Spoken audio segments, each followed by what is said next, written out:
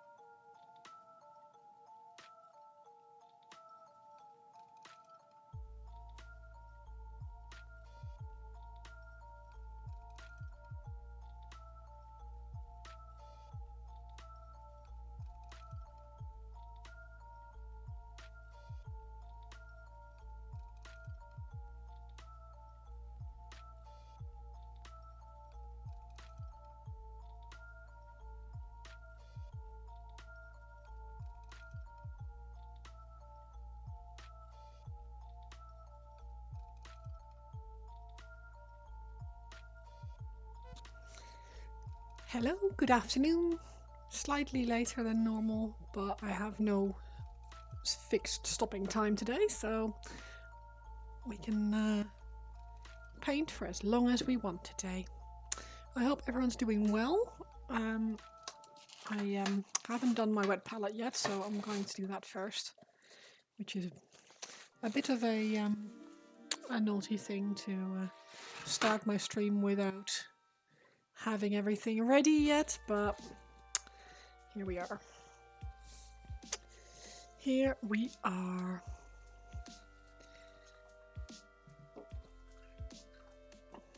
I hope everyone is doing well on this fine Saturday. It's very windy here today, but not stormy anymore, at least. And oh, that reminds me. Hello, Flunch. Hello, Zach. How are you? Do you not have jiu-jitsu today? Or is that Wednesday? So I'm now confused.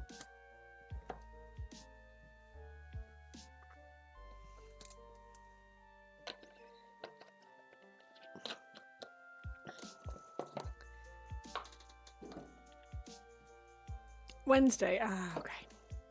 How are you doing? How's it going?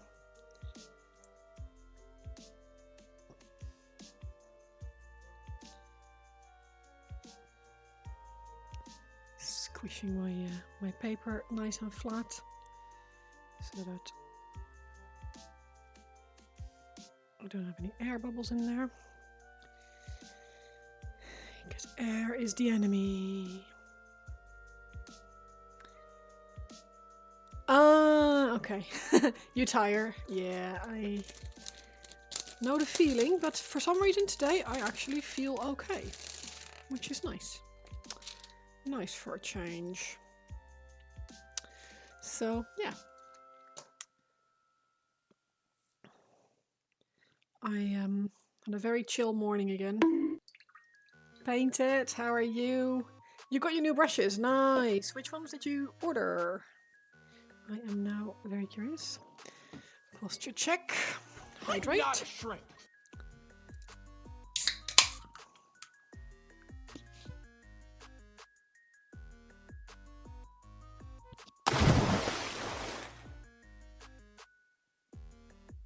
And stretch. White Wolf, how are you? How you doing? Oh, that sounded a little bit Uncle Rogery there. That wasn't intentional. Oh, nice.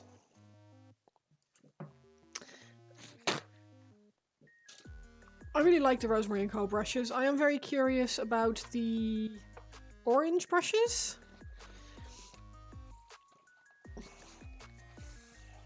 It's 363. Feels like every mini painter hit spiel. Yes. Yeah, they it seems like it's a successful event this year.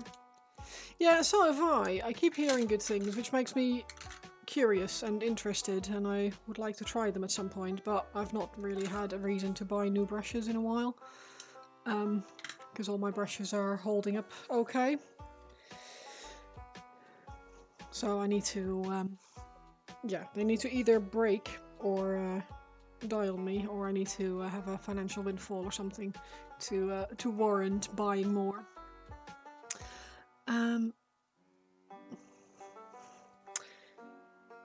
Today, I spent a bit of time on Orange are good. Yeah, see, that's another endorsement. Like I'm really curious about the brushes now. I spent a bit of time, possibly a generous benefactor might treat you. That they might do, yeah. That might be that'd be nice. I spent a bit of time edge highlighting, doing a first edge highlight on this yesterday, and I did a bit more volumetric with the airbrush, tiny bit more like lighter spots where I felt the light would catch. So mostly on this hand and here on the front shoulders. Obviously there's going to be stuff on top of there, but it was, for me, it was a good excuse to to practice. I had panels I could practice, so yeah, and I did the same on the legs. Like light would catch there, bit on the back here, bit there, and yeah, we shall see how that comes out.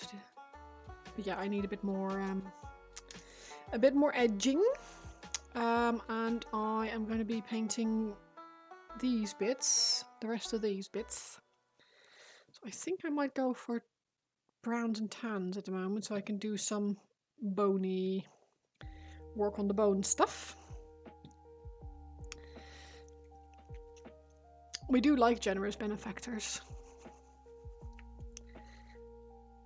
They are generous.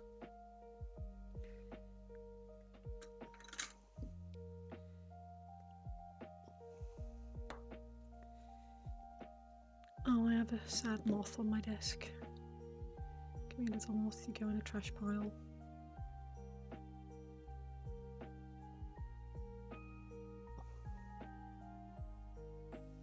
Sad little moth for the trash pile.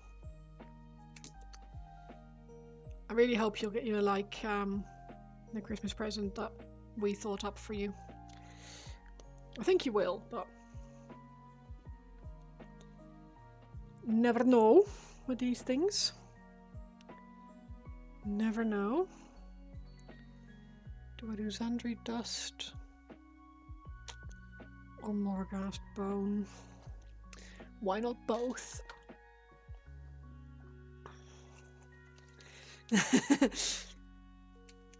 Nick already had the Christmas spreadsheet ready mid-October.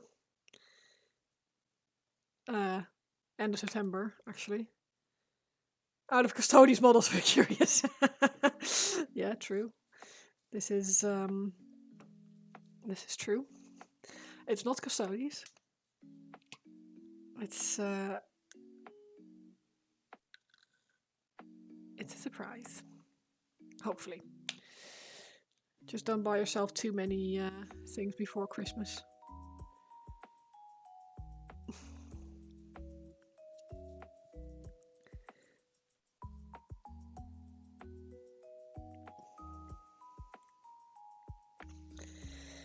Right, blue tack, because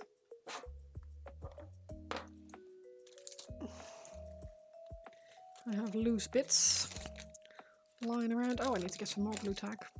You shall refrain as best you can. Well, that's appreciated.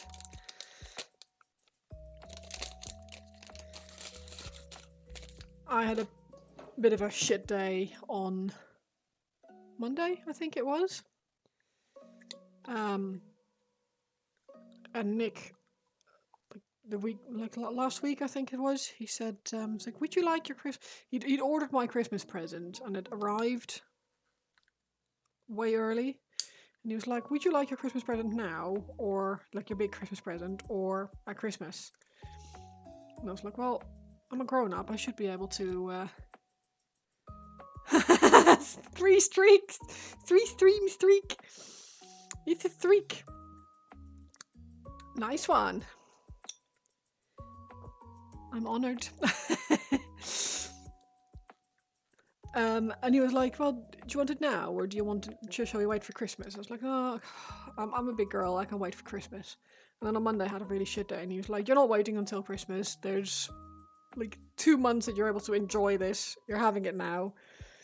And he'd picked up the Switch 2 with the new Pokemon game for me.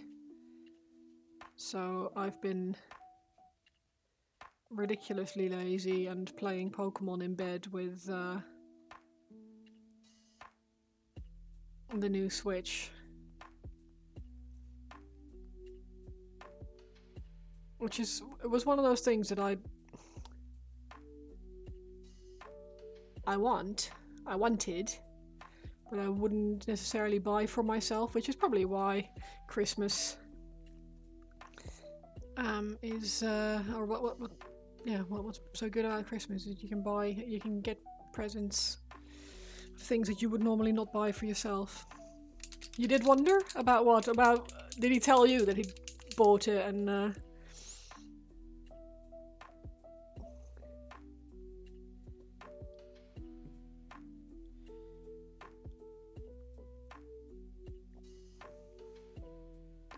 or did you see me live maybe on playing on? Oh yeah, yeah. It was my Christmas present. And at first he was like, oh well, it will just mean that you won't have like your big Christmas present on Christmas. And I have to say, like, I don't mind that so much, because it means that I can have my big Christmas present now when I can actually enjoy it for 2 months before Christmas. And I still have my other presents to look forward to on the day. Oh shit!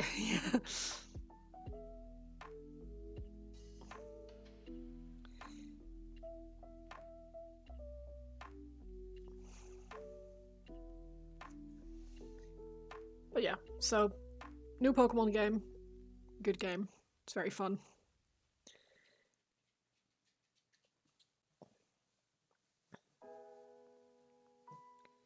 Very fun.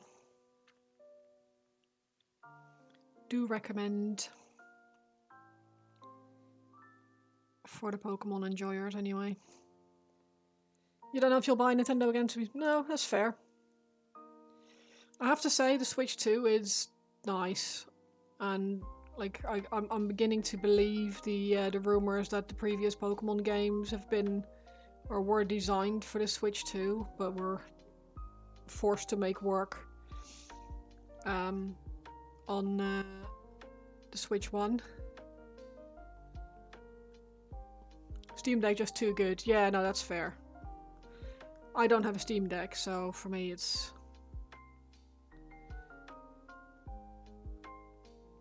Plus I can't really play Pokemon on the Steam Deck.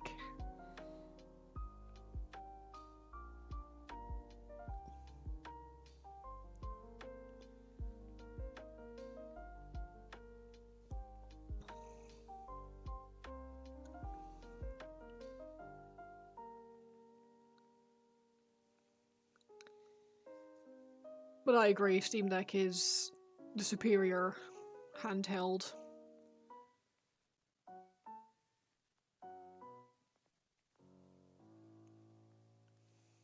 Got your value out of the Switch, and that's good enough. Yeah, no, absolutely. I don't think it's a requirement. It's a very fun console, nice and lightweight. To be fair, this one is like much bigger and the quality feels much better than the Switch one. But I completely understand if people are like, no thanks, I don't want to spend money on Nintendo hardware when I have Steam Deck option. 6 months were Omega obsessed with Animal Crossing. Oh man, yeah. Thank you, COVID. And thank you, Animal Crossing, for getting me through COVID, also.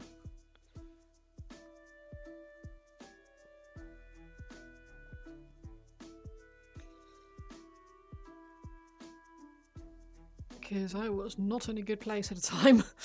So, yeah. It's, yeah,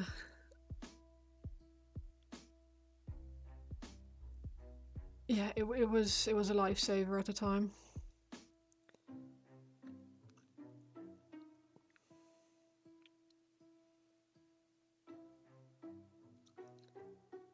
Grey Wolf, how are you? How are you doing?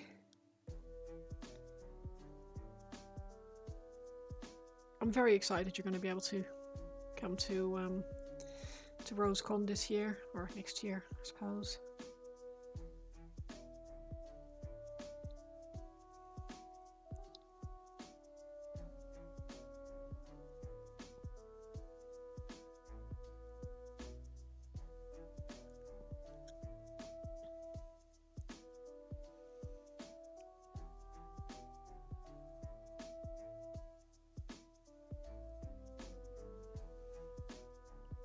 How are you doing? You alright?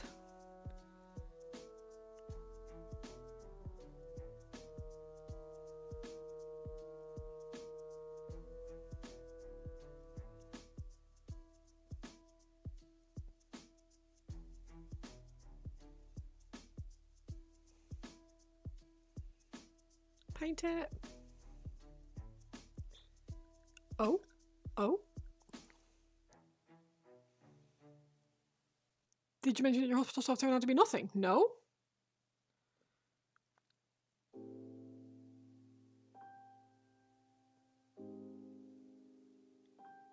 I mean, that's good. I guess.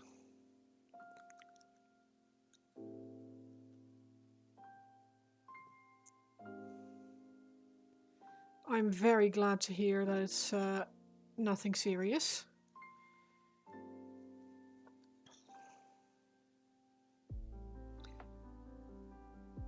Yeah, you did mention that. Something that could be potentially really bad, but it's checked out, nothing dramatic. Did they say what it was?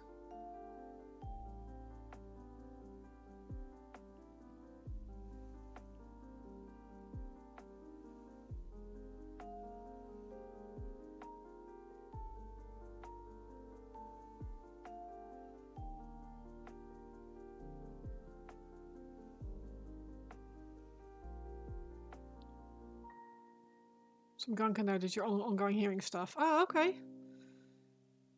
Are they able to flush it out, or is it just... Oh, good. I'm glad. Happy days.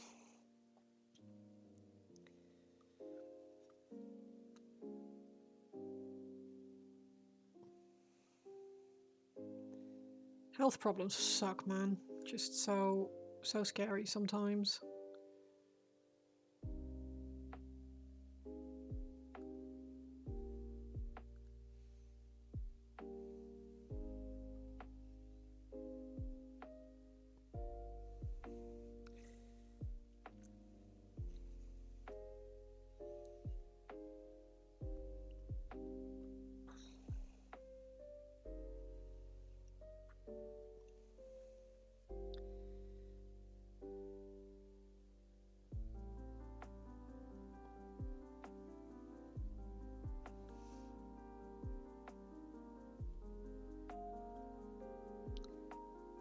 My big Christmas present was a Nintendo Switch 2 with the new Pokemon. Which is huge because it's something that I would never buy that for myself. And it's definitely something that I really, really want because I'm a bit of a... Yeah, the Pokemon games are one of the few games that I actually play outside of World of Warcraft. Even if I tend to not finish them. But it's yeah, it was definitely a big surprise. I was not expecting it, and it's been great so far. It's a really fun game, and the Switch 2 is really nice. But yeah, like I was saying to Zach, I completely understand if people are not Nintendo fans. Assassin Painting, hello, how are you?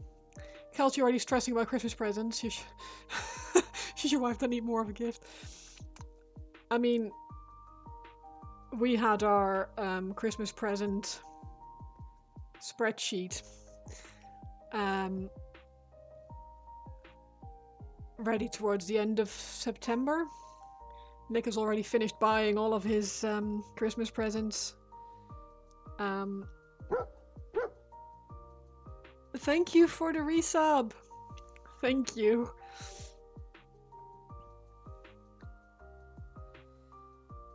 Yeah, Nick has already bought all his Christmas presents.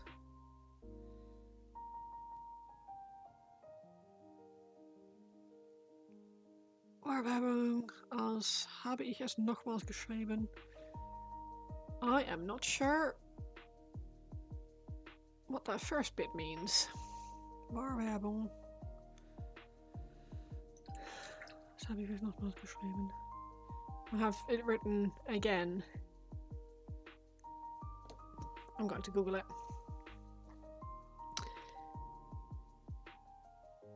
Your colleague contacted you to see if you're interested in buying any box more. Let me know if you didn't buy any. Two.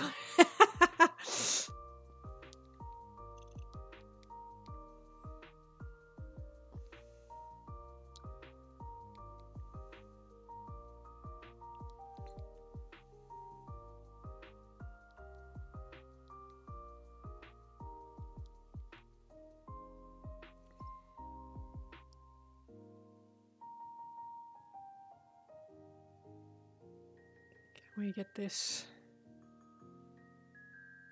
copy, Google Translate.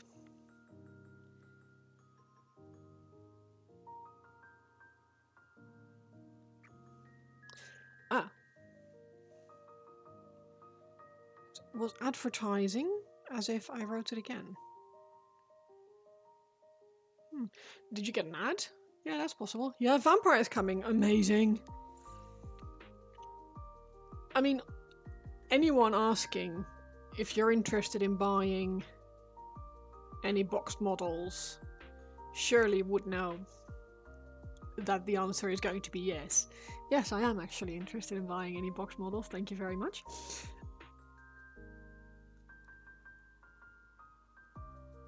Especially if they can be not full price. Good morning, Dagamad. How are you?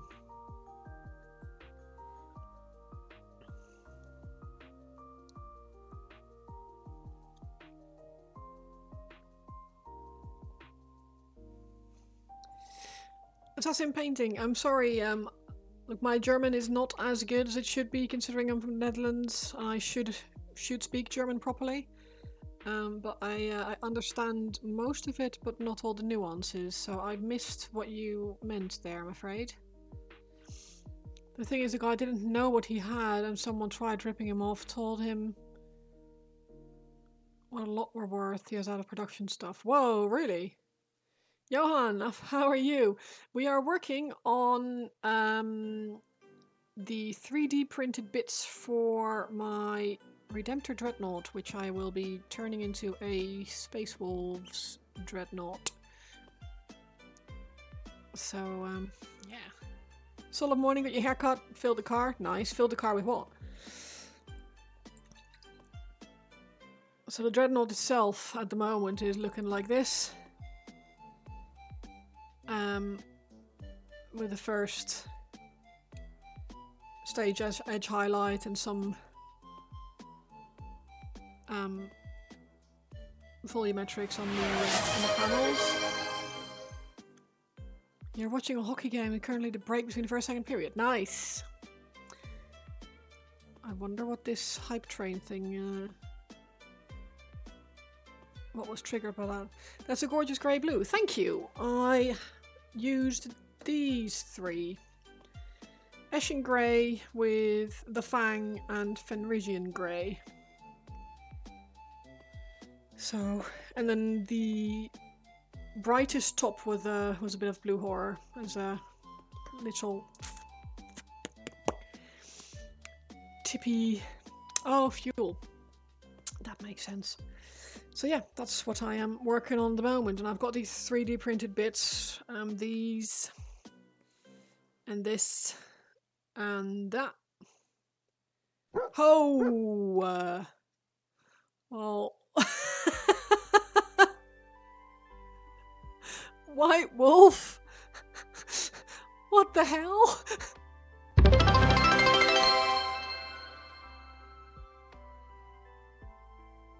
Thank you.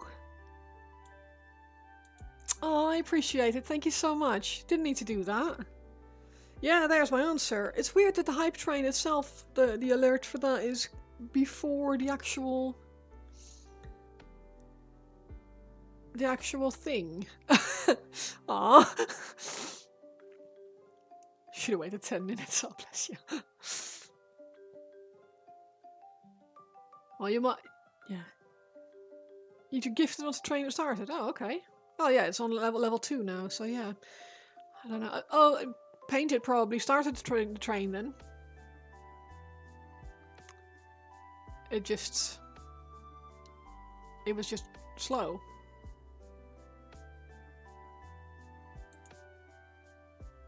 So, yeah, maybe. Weird. Weird. Anyway. I need to. I'm flustered again. White Wolf. I have trains are triggering easy currently. No idea why. Oh, okay. It's true, you are here anyway. You are here all the time. Which is incredibly appreciated. I don't know if you realise how much it's appreciated, but it really is. CPM, yeah.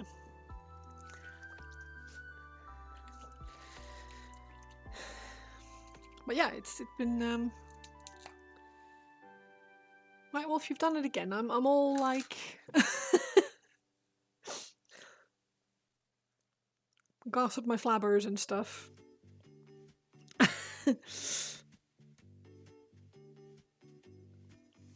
Your pleasure. Oh.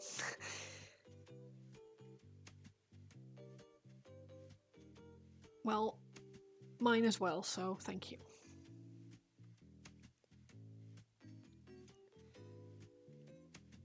Are any of you guys planning on going to RoseCon this year? You're actually going to be painting up a Christmas present for a regular. You can't say what or who they might. Oh, they might see. Ooh, that is very cool, though. That's a very cool idea. I like that a lot. I don't think I'd have time. I've got this to finish before the 6th of December, which sounds like a lot of time, but it's only 1 month, really. RoseCon is the 25th of April next year. Yeah, 25th of April, Saturday the 25th. And it's in Cardiff at Firestorm Games.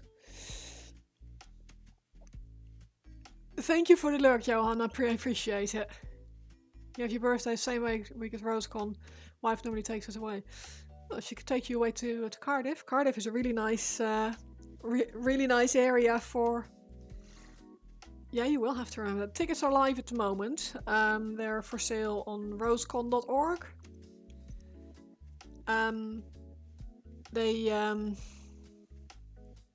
Yeah.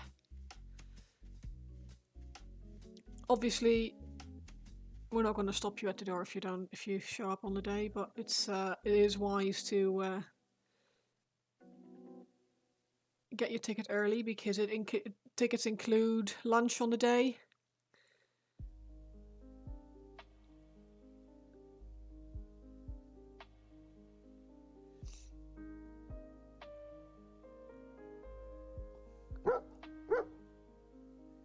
Oh, thank you so much. I really appreciate that, Daggermat. Really, that's really kind.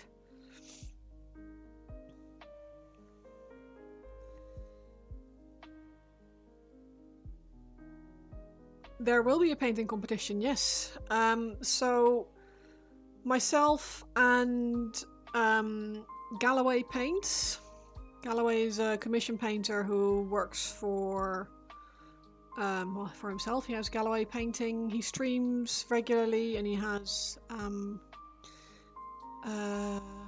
like tutorials up, I believe, on YouTube.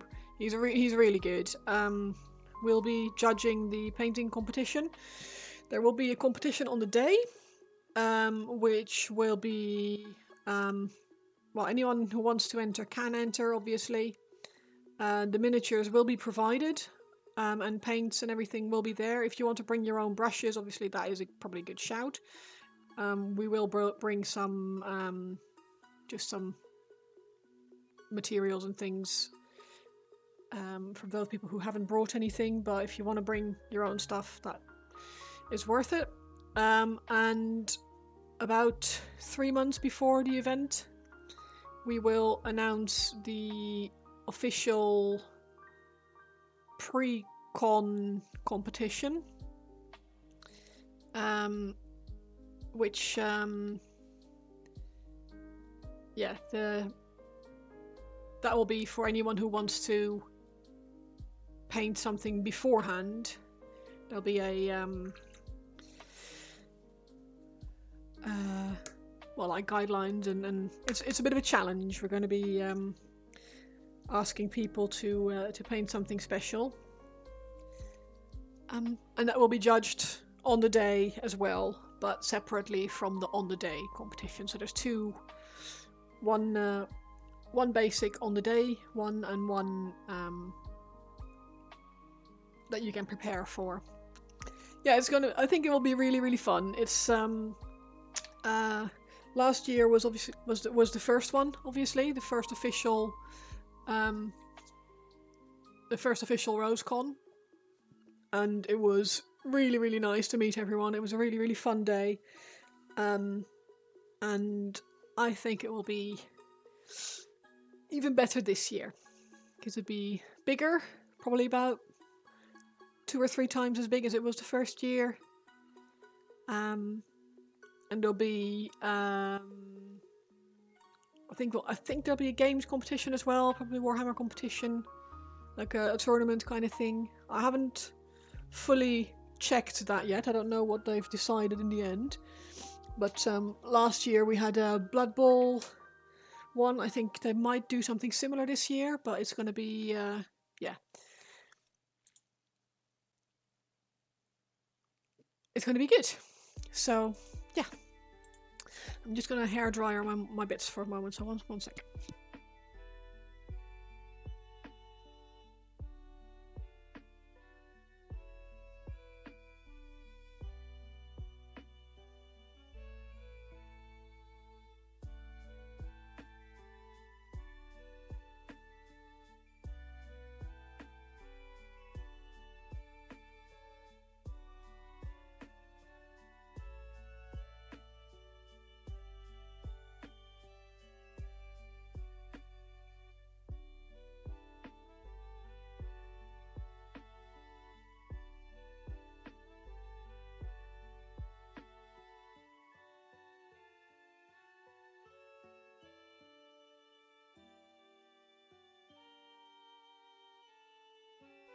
Yeah, 3 hours is not too bad. It's about 6 for me.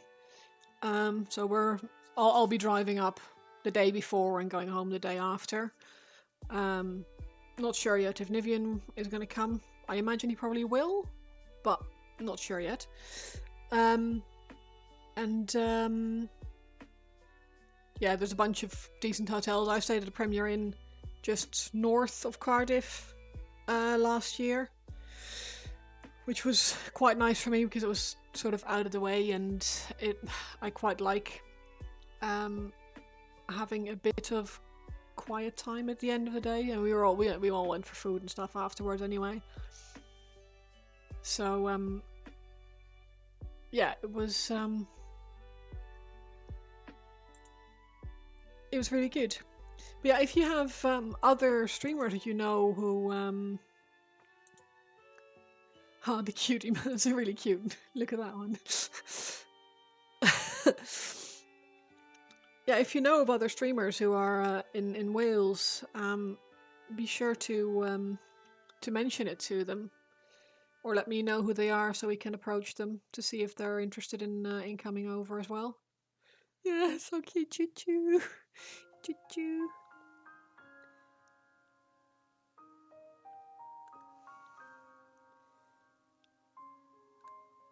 Loopy Pl. Oh, Luna is. I didn't realize Luna was Welsh. I will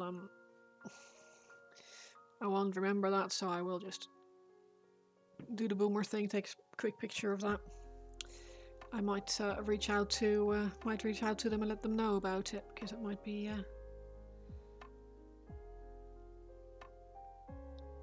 be fun.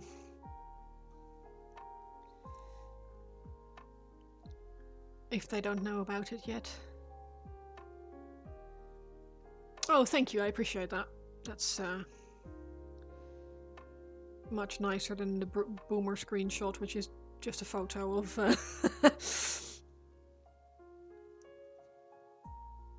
of the screen.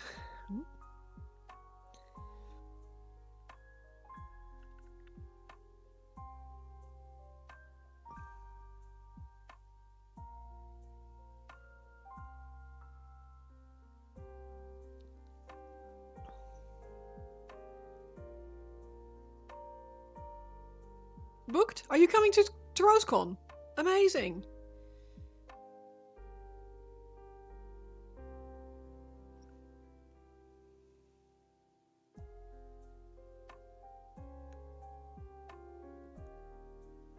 Exactly. Why not?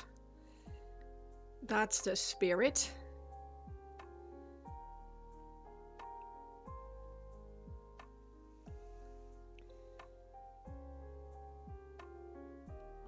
Yeah, for anyone else, tickets are available on rosecon.org.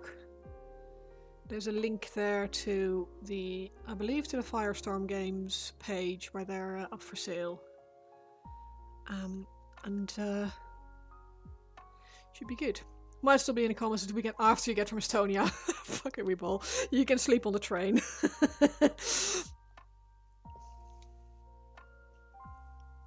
Is Estonia jiu-jitsu?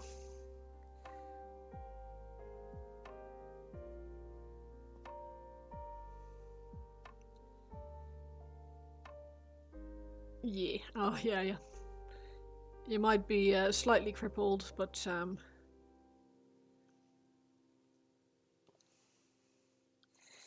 10 of us going. Holy moly. How many did you have last time? Was it like 6 or something?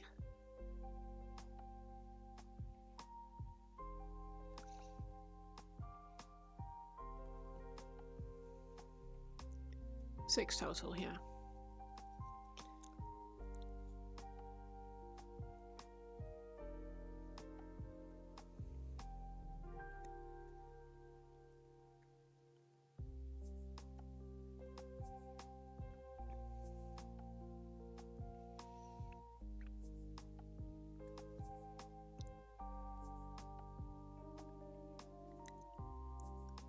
Including you. But yeah, well, we count you.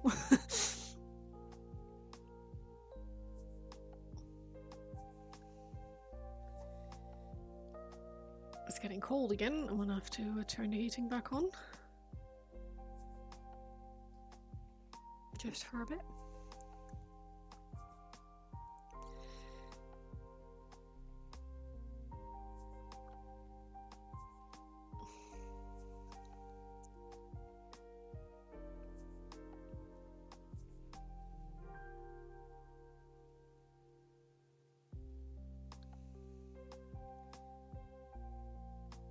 But yeah, Firestorm is a very dangerous store. They have a lot of stuff. Different paint ranges. Different models, different game systems. And yeah,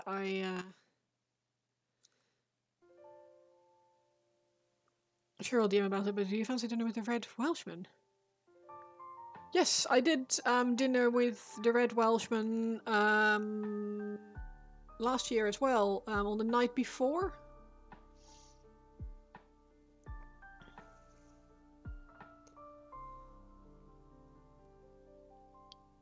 So the 24th. You got the emote you wanted. Yay!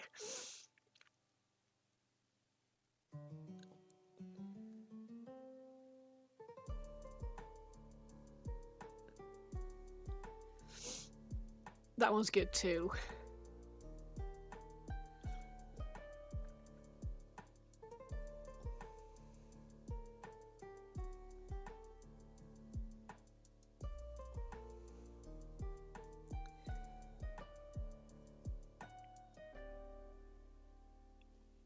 Probably head up on a Friday and go home late Saturday. Yeah, I think I'll go back on Sunday. That's how I did it last year. Get there for Friday. It's about a 6-hour drive for us, so like leave here in the morning, get there when we get there, and have some food, do the Saturday, and then chill on the Sunday and have a chill drive back. Yeah, the pause.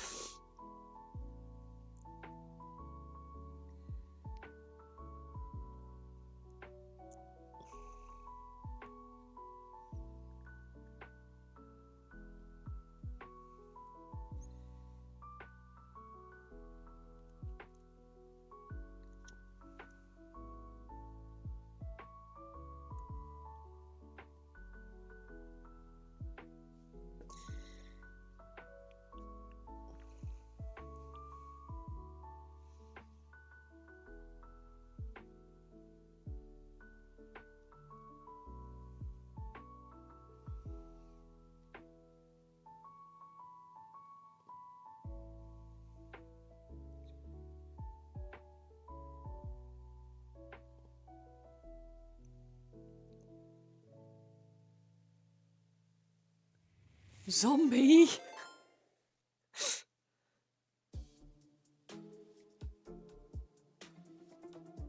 Right, for some reason that's now gone quiet. There's no alert for that. How is that? I feel like the alerts are on the fritz. Hi zombie, how are you doing? How was your stream? Michael paints minis. Right.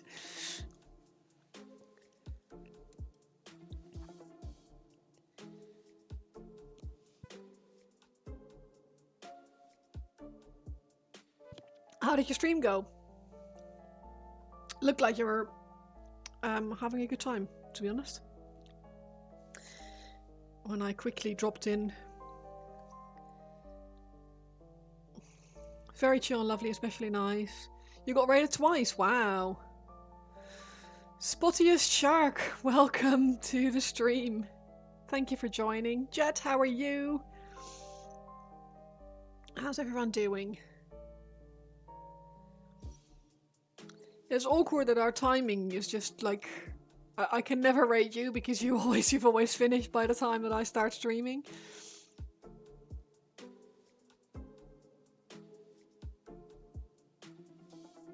Otherwise, you would 100% get raided.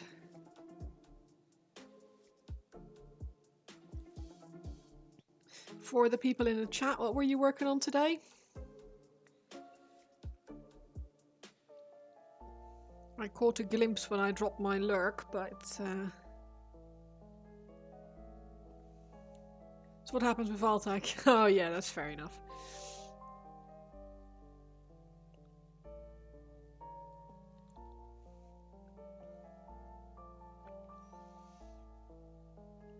It's one of those things, it's time zones.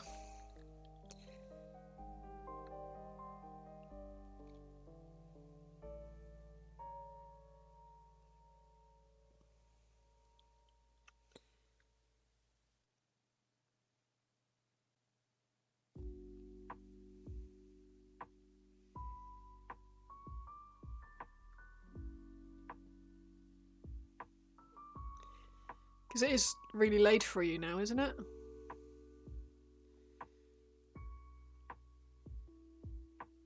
I don't know the exact time difference between the UK and Japan, but... that is where you're streaming from, right? Japan? Oh my god, what? My memory, I'm so sorry, my memory is absolutely terrible.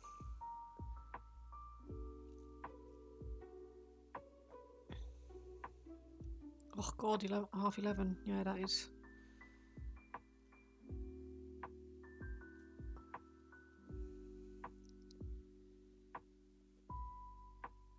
That is a bit late.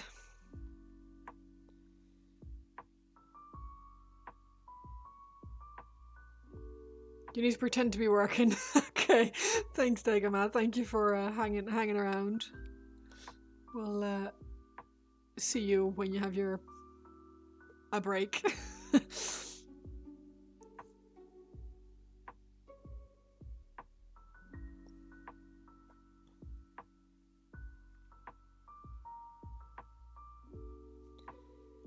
Thank you so much, Zombie. I appreciate it. Thank you for the raid, and sleep well later. And hope to catch you again soon.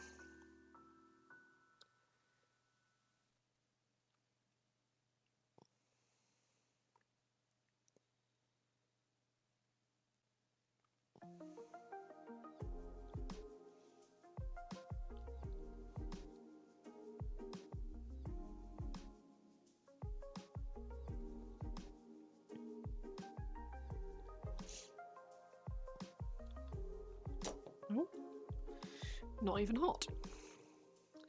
And yet I dropped it.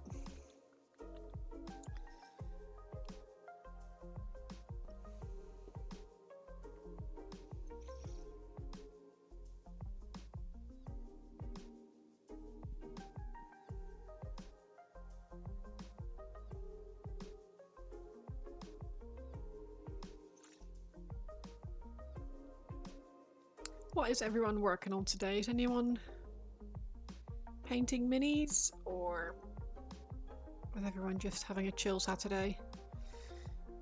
Which is also very valid.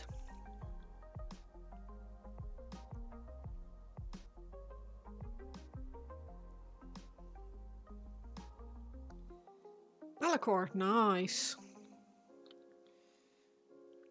Yeah, speaking of, you're not streaming. Or you weren't when I started anyway. And I'm assuming if you're talking to me here, you probably aren't. What did you pick up from the £200 worth of Vampire Boys boxed and out of print stuff? Ooh, Saint Wobblestein. she wobbly. Working on a cream brush size challenge.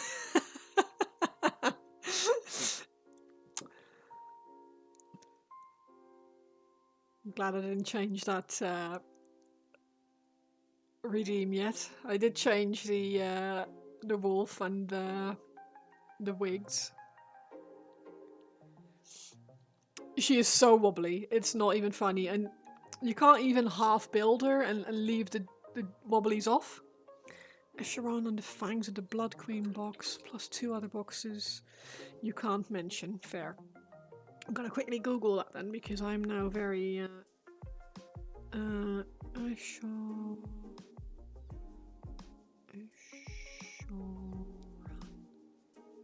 and the Fangs.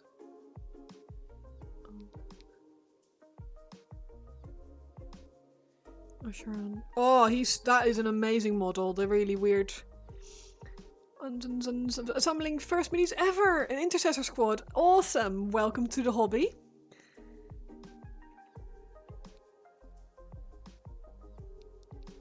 Have you decided what color scheme you're going to do yet?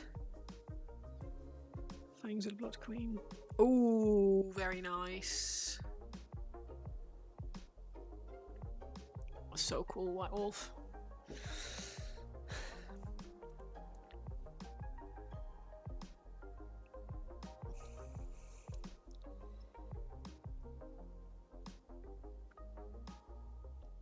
Intercessors.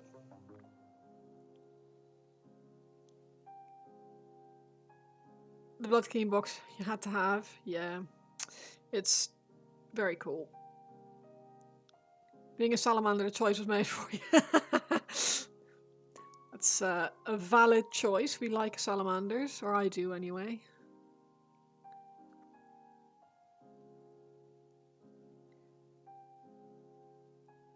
And you've piqued my interest with being a salamander, and makes me wonder.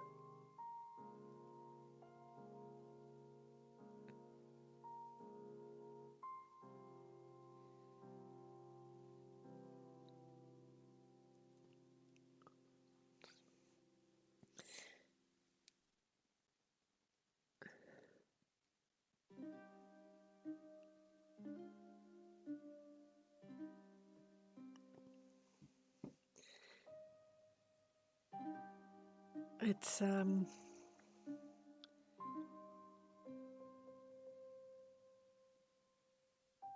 that's a very cool first army, I feel, or like first paint scheme. Most people go with standard ultramarines or something along those lines, so it's cool that I like that you're doing salamanders.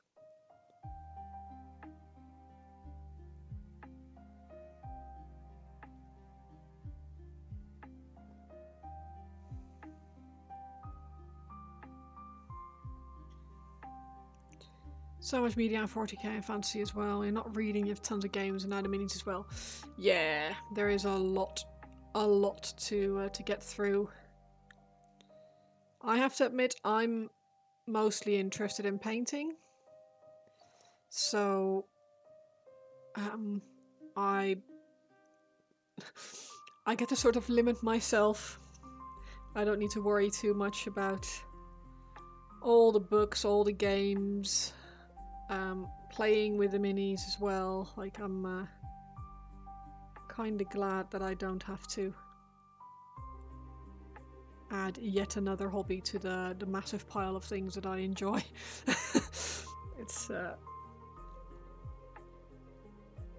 it very quickly gets too much, so I'm happy that I don't have to do too much. Ooh, thank you. A work in progress. We love a work in progress.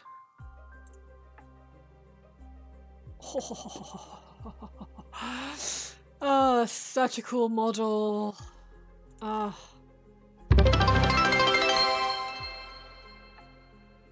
460 foot. Jeez, guys.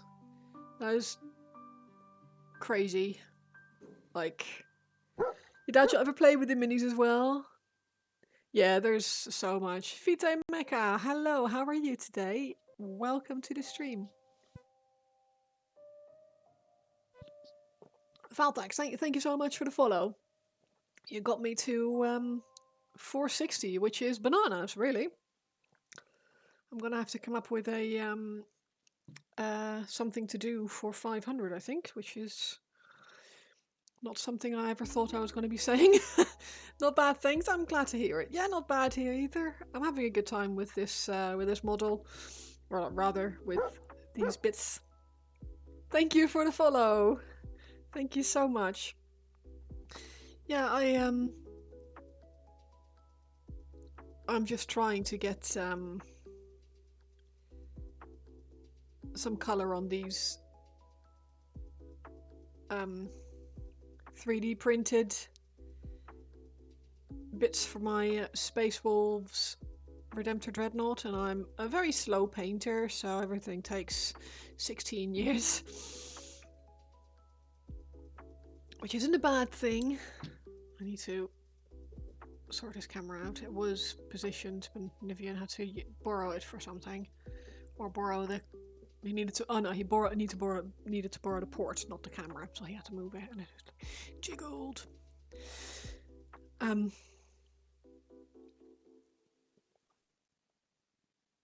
But yeah, so yeah, I'm having a pretty good day. It's this is a fun side project. I'm working on this essentially. At the moment he's sketched in values, done first bits of edge highlights. I think I will touch those with a tiny bit of white just to make the edgiest bits. Nothing wrong with slow painting. You have models take a year before. I know. I'm not in a rush. For me, as long as this one is finished before the 5th of December, I'll be alright. There's a painting competition by my local hobby shop. And they're doing a winter-themed competition. So they said anything as long as it's winter-themed. So I thought, what's more winter than Space Wolves? So he's going to go on this base. This is going to be ice in here. And snow and stuff. So yeah, we'll see. I've got a little, what's it called? Like a test bit of base with some resin pour in there to test out the Green Stuff World frost effect, liquid frost, which apparently dries up really well. That's why I started Bellacore now. You only have until March. Yeah, I know the feeling. It's yeah, it's kind of silly that sometimes things take this long, but I'm not in a hurry. I just want it to be done, and I've got Fulgrim to finish before the end of December as well. So this needs to be done early December. Then Fulgrim, I have a couple of weeks to touch him up, finish him, do his base, and all of that, and then hopefully I'll be fresh and ready to start my I've got a oh, what's she called now?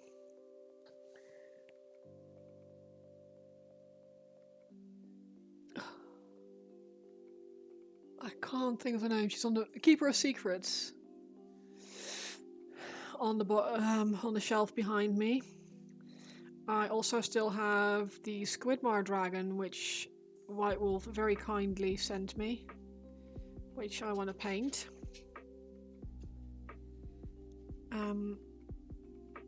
But yeah, Keeper of Secrets, I'm hoping to go to Iron Skull this year, or like next year, I suppose. And I was like, I might enter that into their competition just for my own, just to push myself, really. You have until the end of October 2026 to get your Highlander done. Nice. And Nundams, yeah, true. I have there. Where did I put those? They're on the shelf there. Yeah, I've got a lot. I'm actually left it a bit late, Jet. Yeah, I know. Chat's like cutting it really, really, really fine there. That's only a year and a bit.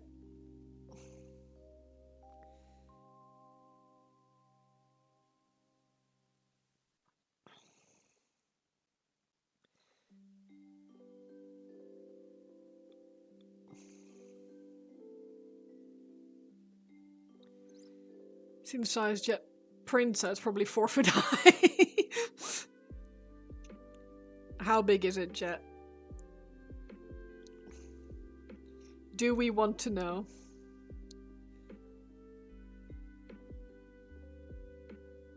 I mean, the answer is yes, we do want to know, but like...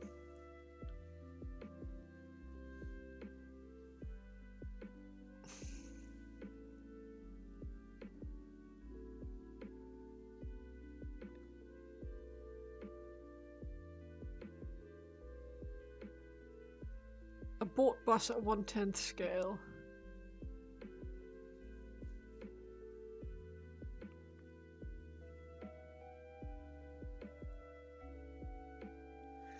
I can't actually picture how big that is.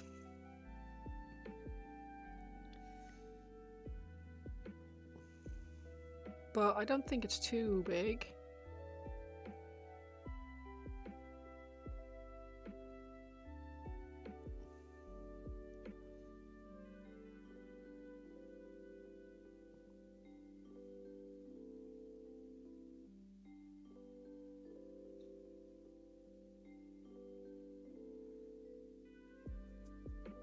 Dragonite bust is the size of a melon. Yeah, that needs to be airbrushed, I guess. Normal size bust, so... Is that about yay big? I don't actually know, I've never bought a bust.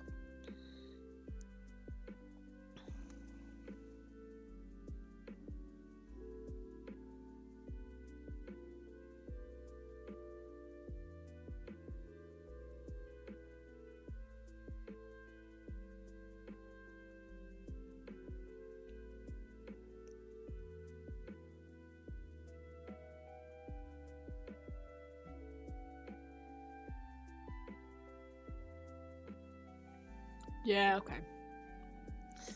I've only ever seen people work on them and I can never really... Yeah, you can... Oh, actually, I've seen the ones at Warhammer World. So I do know what size they are, sort of.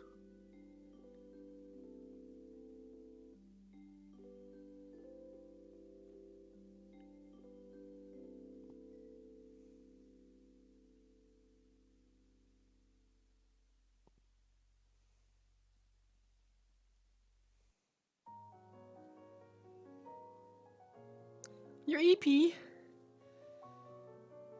Do you have time to go for a nap? You don't want to be EP, so I get a bonk. Fair.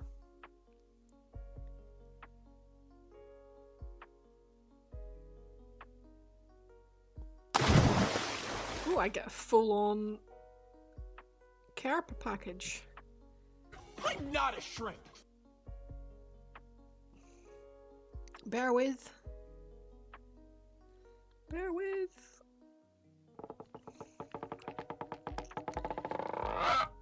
Hydrate.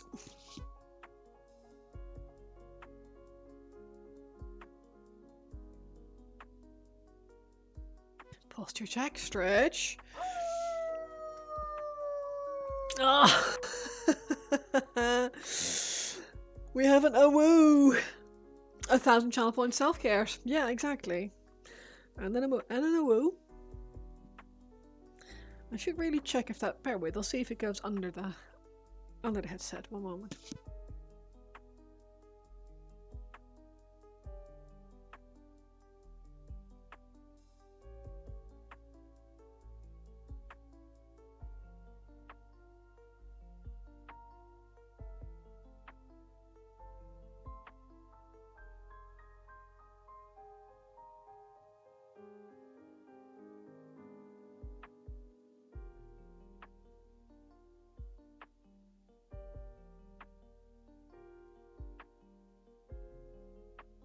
It goes. I don't know if it goes any better.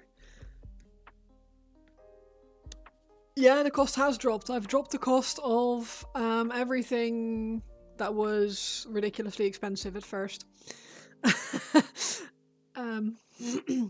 Yeah, absolutely. Share, Jet. The links are allowed now. This feels a lot more comfortable than on top of the headset. So yeah, we'll probably keep doing this.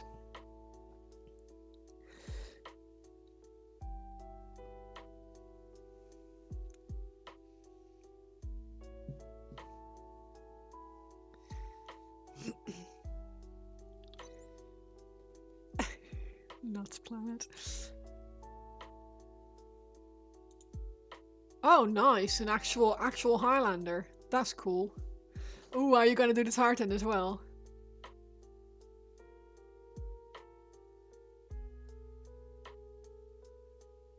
That is very cool. What a cool model that is.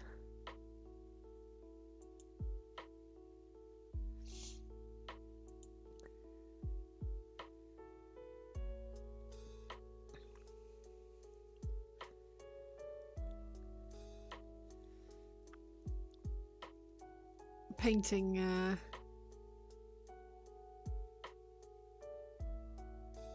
tartan like that is going to be a challenge. Not making it easy? No.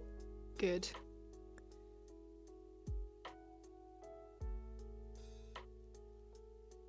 Tartan is tough, yeah.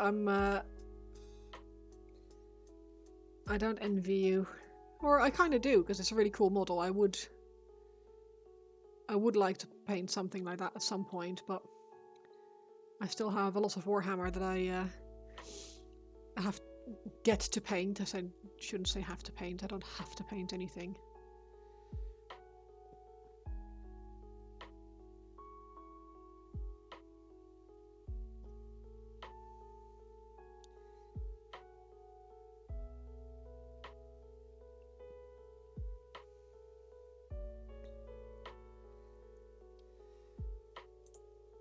But it's all painting is tough for you. Why is that? Do you struggle to get started, or is there physical limitations, or?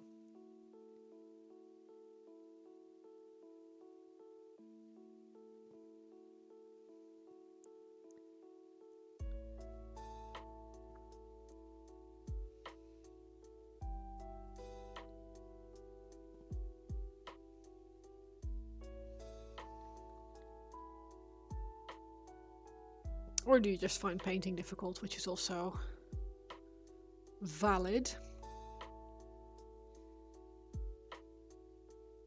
Because it's not easy.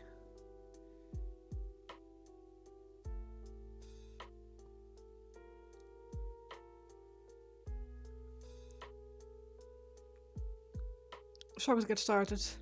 Still to finish your first mini. It's what really helps me. Painting is difficult. Yeah, people do forget once they've been doing it a while. It's hard. It's not an easy hobby. There's a lot to learn. You never stop learning. And to get to a level or to a standard that you're happy with, it takes time. And it's a very steep learning curve. For me,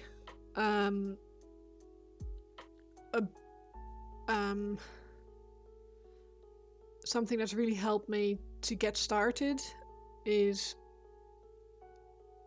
like actually scheduling hobby time. For me, it's my streams, because I need that extra. People are expecting me to be painting, kind of.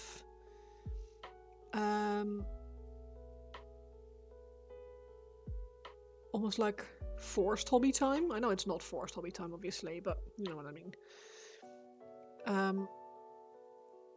Because I know that I wouldn't do it, or nowhere near as often or as happily, if I didn't plan it that way. Painting on and off for 30 plus years and you're nowhere near where you want to be. Consistency is key. Like body doubling. Yeah, I mean, it's... I think a lot of people underestimate how hard it is to get to a level that makes you feel happy with the work that you've done once you finish painting. No, I'm not. I mean, I'm not warm. Let's put it that way. But no, this is a channel point redeem by the lovely Mr. White Wolf. This is my Awoo channel point redeem. There are also wig options.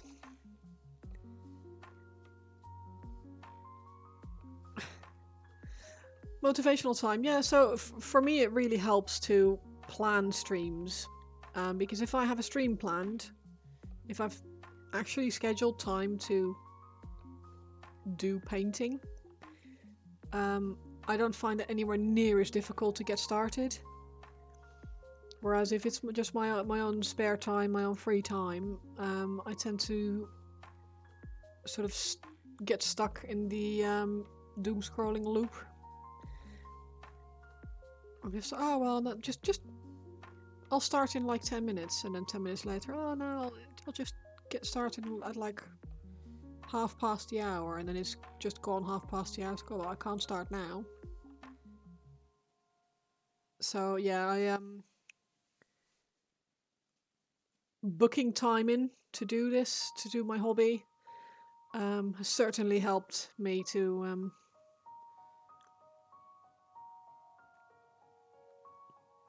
actually do the hobby. I look comfy. I am actually quite comfy. It's a nice and warm hat. It's a channel point redeem, and White Wolf has just kindly made me don my wolf hat.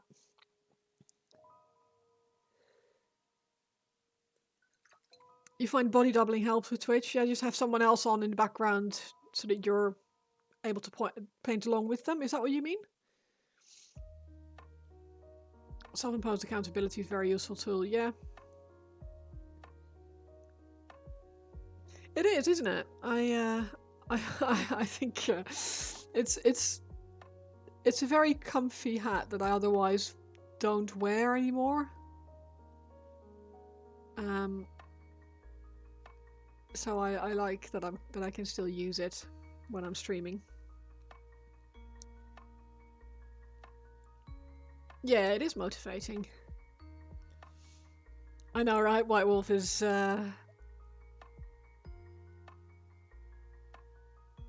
he is a clever man.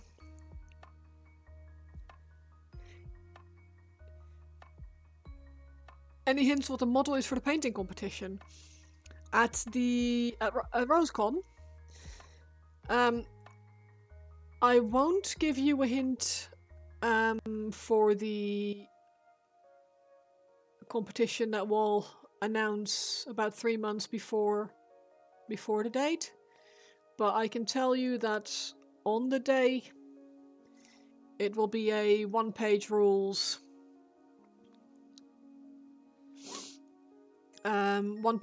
model. I spoke with the one-page rules team and asked if we could use one of their models. So I will be 3D printing a box full of them, and everyone will get the same, or one of 2 versions of the same one-page rules model to paint up for the on the day competition. One-page rules, it's a game system where you can essentially use any model that you want, and it will work with their game system. But they also provide STLs and print. I think they also do the pre-printed versions as well. Of models that you can use for their game. You felt clever yesterday. You went to a Halloween party of Star Trek red shirt and kicked off karaoke with Rocket Man and Captain Kirk. I love it. That's fantastic.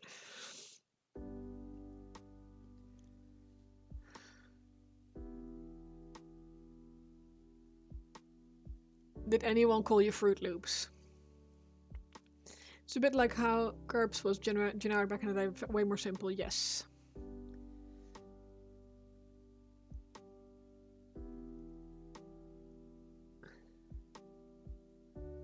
Meowdy, how are you doing?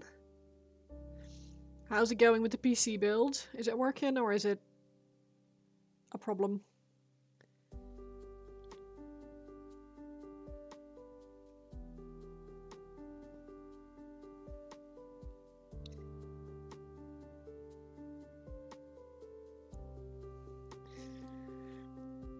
Isam Art and OPR are about to issue their first boxed game full of pre-printed miniatures. They are. Yeah, I was very happy that they allowed us to use one of their models. Hello, your good motherboard is dead. Oh crap. That's annoying. Well, at least you know what it is.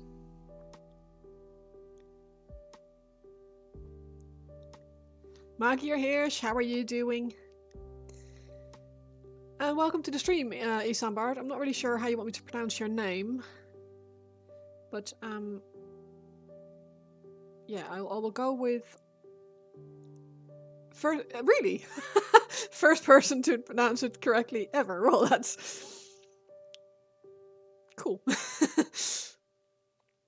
You didn't get your headset to work Bluetooth mode. Oh, nice. That's a W.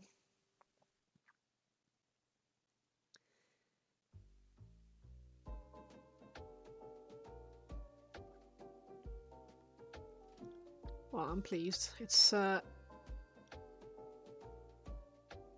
doesn't happen often that I manage to pronounce people's names correctly, so W for me. But yeah, so for RoseCon in April of next year, I reached out to One Page Rules and asked them if we would be allowed to use one of their models for the on the day painting competition, which basically means that I'll be printing off, or I'll ask Nivian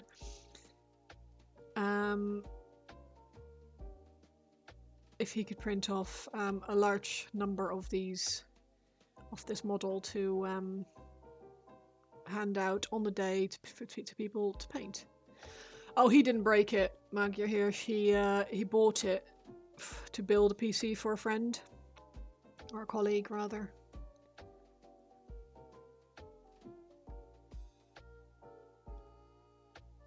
But I think it was a second-hand one.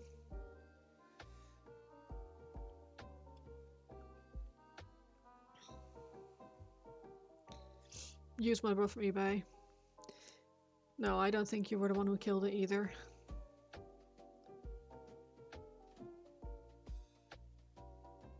I hope I wasn't. I moved the box, but I hope I didn't kill it. I only moved it to the side yesterday. RoseCon? No, RoseCon is in Cardiff in Wales, England.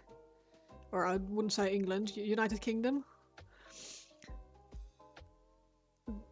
Please don't cancel me, Welsh people.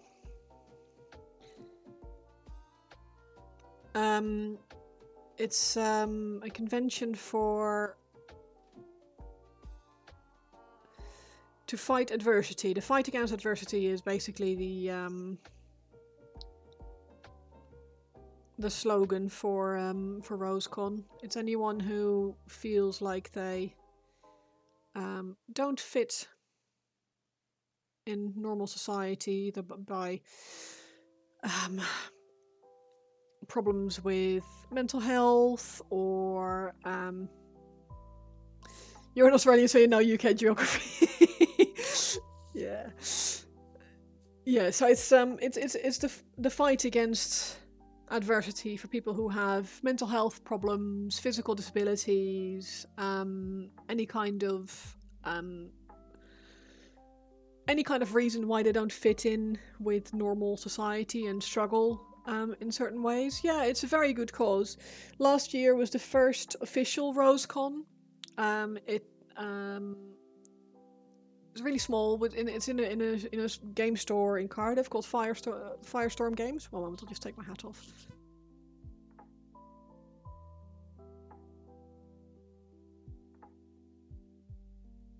Oh, it's cold.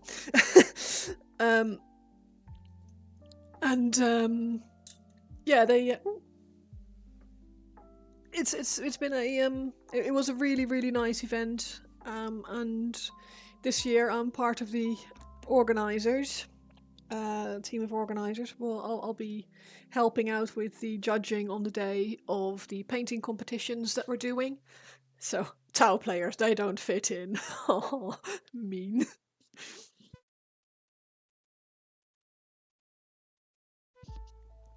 But yeah, it'll be really fun, and I'm really looking forward to it. We've got tickets are up for sale at the moment on rosecon.org.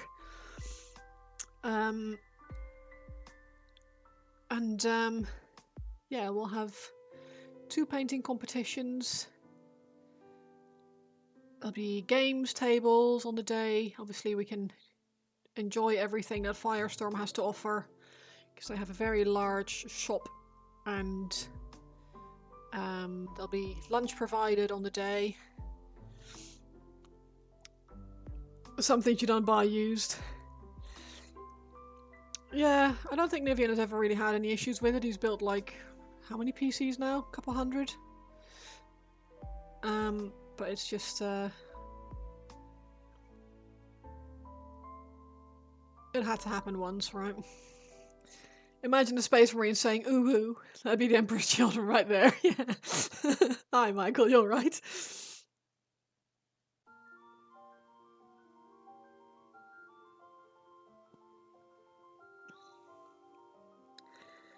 Well, they have the most Kraken paint job in the Emperor's legions, I find, and they're really, really fun to see Emperor's Children.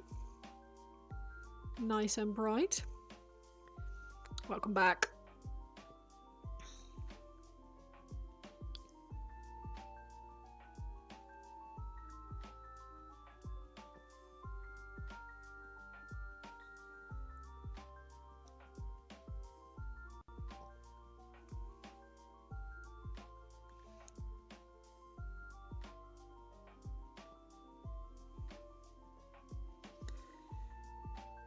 But yeah, I am very much looking forward to April. I think it's going to be really fun.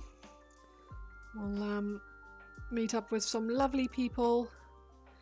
I believe we'll have a special guest as well on the day.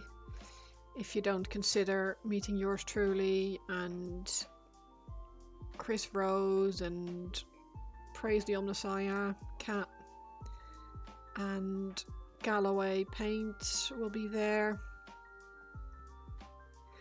So it'll be really, really good. Look at the website, 24 quid is reasonable. Yeah, it's really not bad. It's and that includes lunch on the day. I know last year it was slightly cheaper, but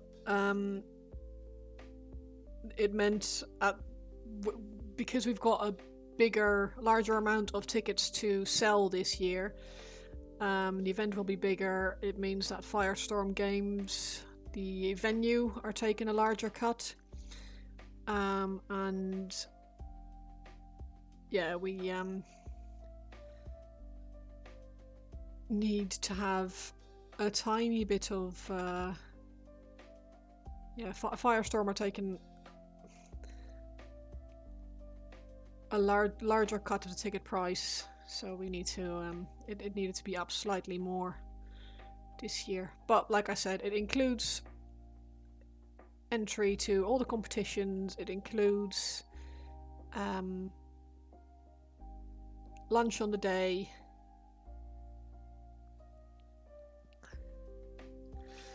I'm not sure if they do gluten-free. I think they might do. I'm pretty sure they have gluten-free options there. You'll probably have to request that. There's a I'm pretty sure you can ask for dietary requirements.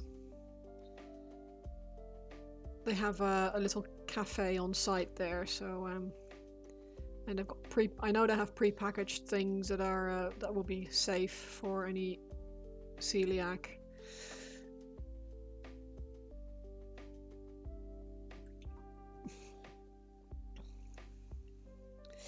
But yeah, I am very excited. I'm really looking forward to it. I think it's going to be really fun. And I really hope to see as many of you there as possible.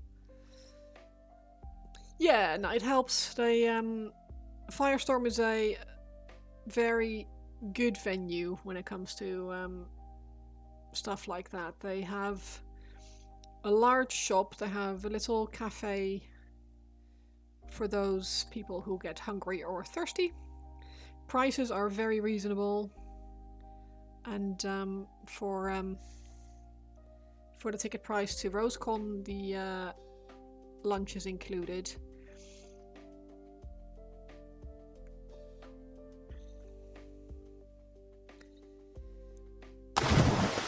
Thank you for the hydrate.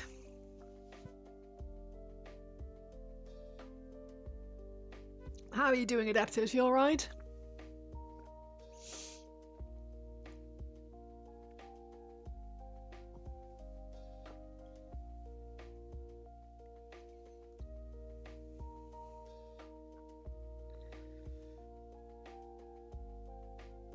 You alright? Streamers would all die of thirst if not for redeems. I agree. I forget to drink. I'm getting slightly better at it. I'm actually bringing more to drink with me when I go in here now, because I'm in the garage here.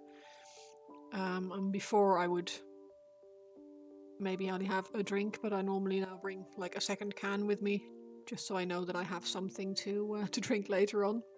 Twisted, how are you? No Moonstone for you next year. It will all be Legion. Did you buy a lot of Moonstone? I think you did, didn't you? You had a lot of... Your haul was pretty impressive after RoseCon, to be fair. You're terrible, you only drink when you're literally dropping it with thirst. You're alright, you're tired? Not have a good night, or just tired of life, the universe, and everything in general?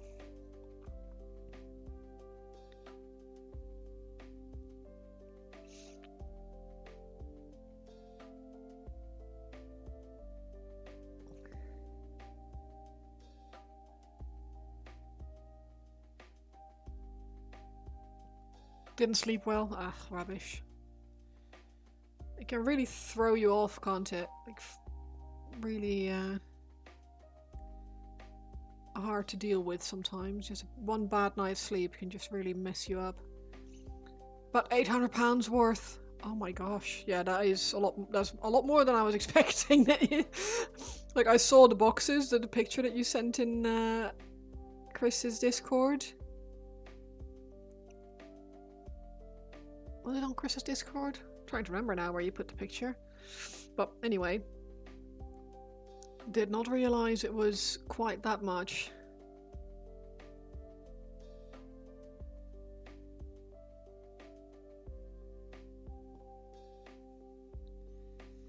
But yeah, so that's kind of a good illustration, I suppose, of the dangers of Firestorm. They have a lot of really interesting stuff, lots of shelving with really cool models, different game systems, and also lots of different paint options. And you got a Dawn of War Onslaught box yesterday. Ooh. Have to admit, I don't know what that is. It sounds fun. I know what Dawn of War is, but I don't know what an Onslaught box is.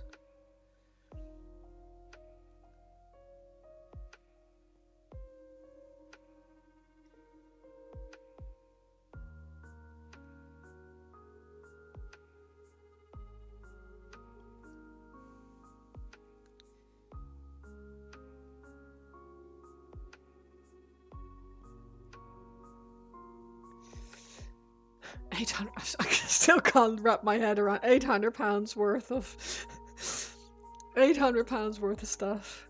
Oh man, that's amazing.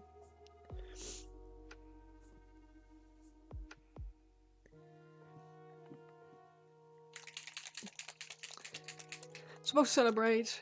Oh, the new Dawn of War. Okay, cool.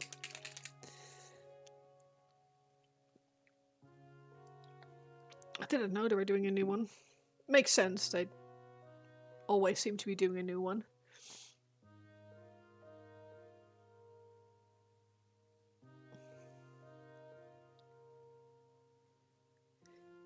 You did spend more than that, oh my god. Comes with 9 miniatures, that's really cool.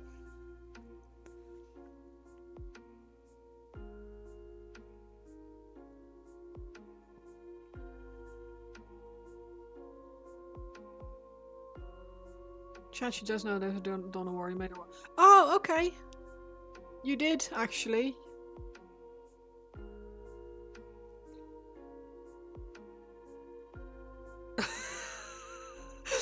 You did. It's a good thing I have a secondary brain that walks around and spends most of his time with me. Someone who can remember things for me when I don't remember things.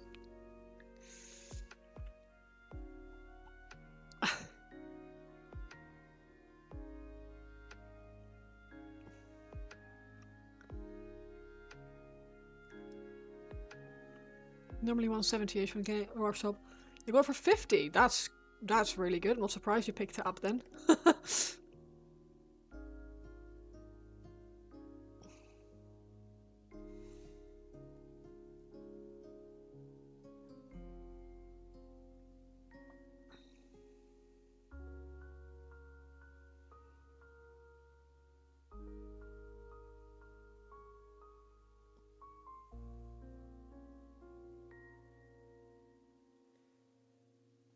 Yeah, that's really good. That's good value. How did you manage that?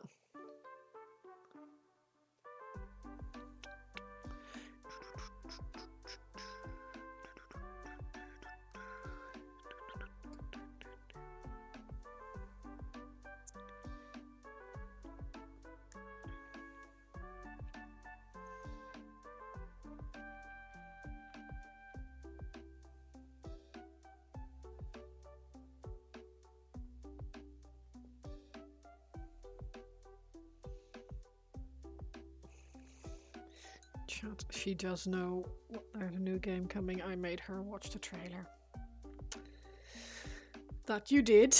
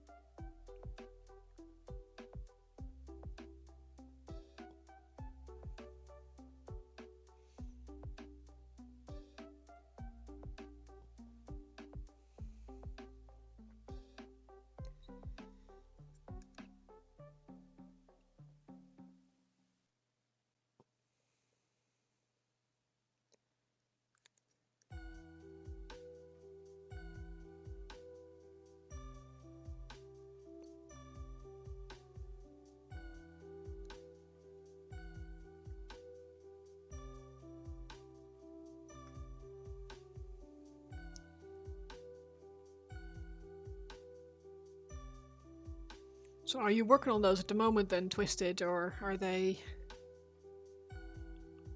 on the to-do pile?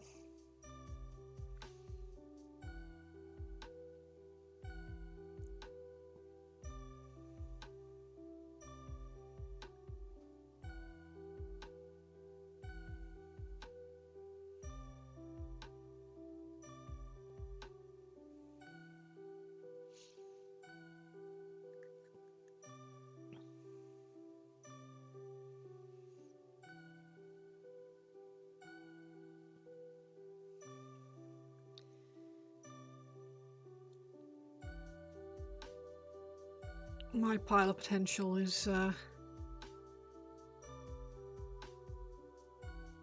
slowly getting out of hand, and I like it.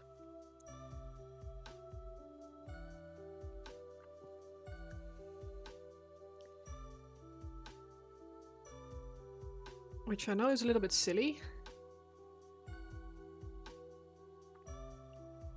because I also really enjoy buying models. But there's something immensely comforting about having a lot of models that I still get to paint.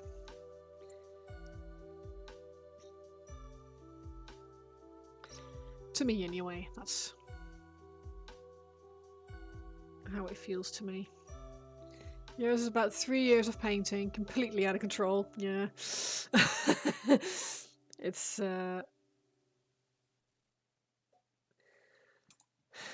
it gets out of control quickly though, because I've got a Keeper of Secrets that I still have to do or get to do. I have more of the Spearhead of City of Sigmar to paint. There's more rats from Scaventide. I've got a Legion Imperialis Warhound Titan. I've got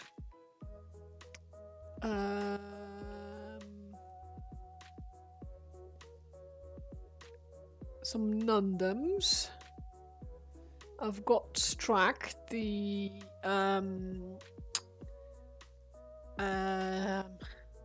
Squidmar Dragon. Let's start doing more practice to get better for competitions then. Yeah. I'm just not very quick, so things just take ages. And I don't really mind it. I don't mind it being slow, but it does mean that I have to be a little bit mindful of buying new models because, yeah, they're just going to go on the pile for now. Which I don't. Like I said, I don't mind that. It's just I get excited about buying models because at the time then I really want to paint them, but they're not going to be the next thing to paint, if that makes sense. Your collection will take 3 years minimum. If I paint a mini a day, it will take 153 years, not including STLs. Oh yeah. You have about 40 functional armies. Whoa! These days it's all about filling in armies, not whole new armies. 40 armies though, that's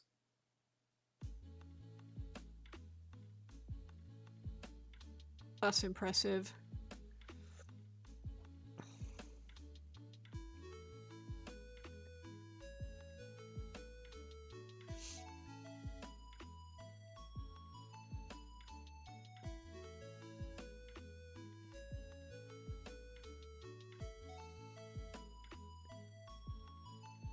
I don't know where you live, but if you're in Sweden, you should contact Squidmar and have them come round and paint something for you.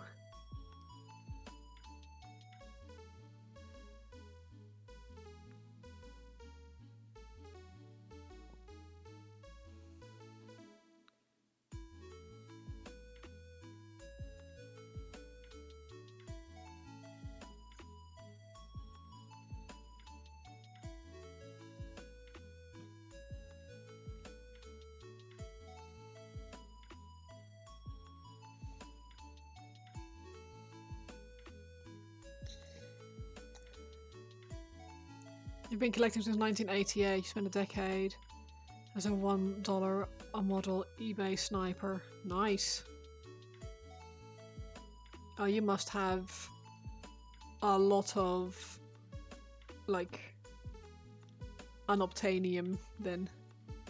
Models that are not in print anymore and are worth quite a bit now.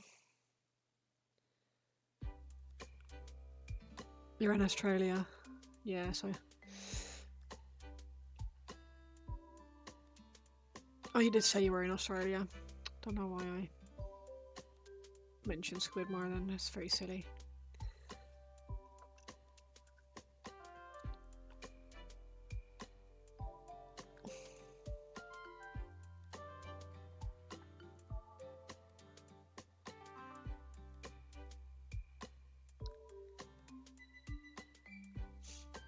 You have 2 crates of busts, Leviathan Nids, Death Guard Army, Rogue Trader box, Daughters of Cain box, Mortarion, Curtis City, Warseer, 2 Kickstarters, 3 Age of Sigmar dragons, 2 crates of Age of Sigmar, and God knows how many prints. Wow. Yeah, I have deliberately not asked Nivian to print me anything. Even though there are hundreds of models that I think are really, really cool and I would like to paint at some point. But I know that they'll just end up on the pile for now.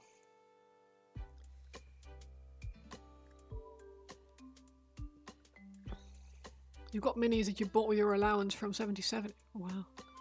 Quite a few. You got pretty completion of Blood Angels. Have chapter pre-premiere. Wow. You have not showed your wife the pile of shame. She would divorce you. Oh no.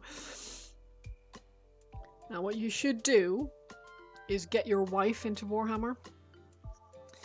And then she can help paint.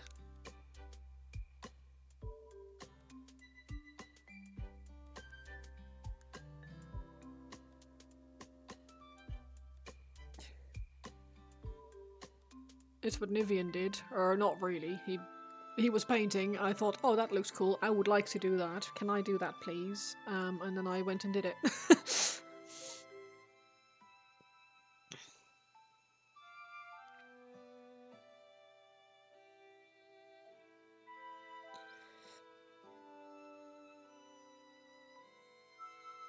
We don't call it a pile of shame. We call it a pile of potential, because it means that you have all these amazing models that you can still paint. That you still get to paint. Think of it as something positive rather than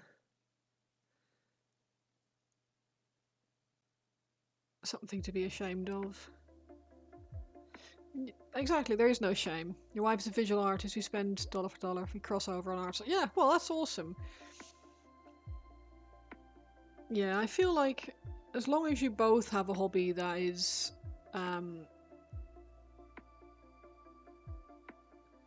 similarly spendy, and you're not spending more than you should, then it's all good.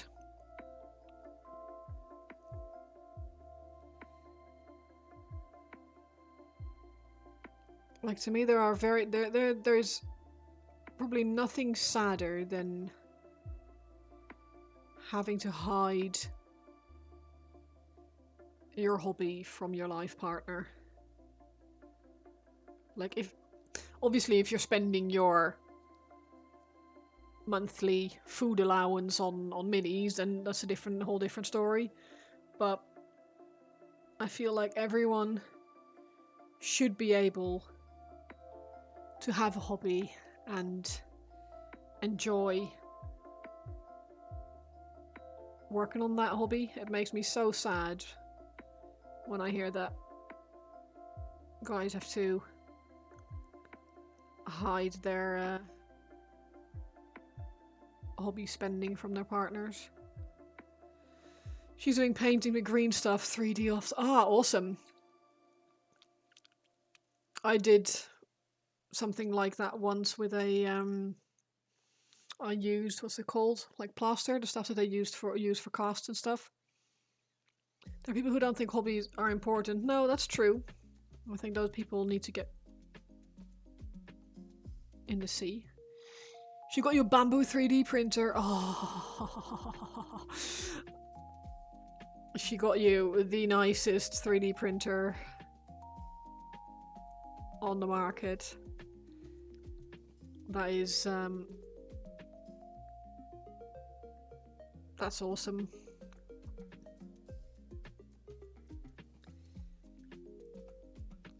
She hasn't seen it. She hasn't seen it, but she is supportive. Yeah, that's fair enough.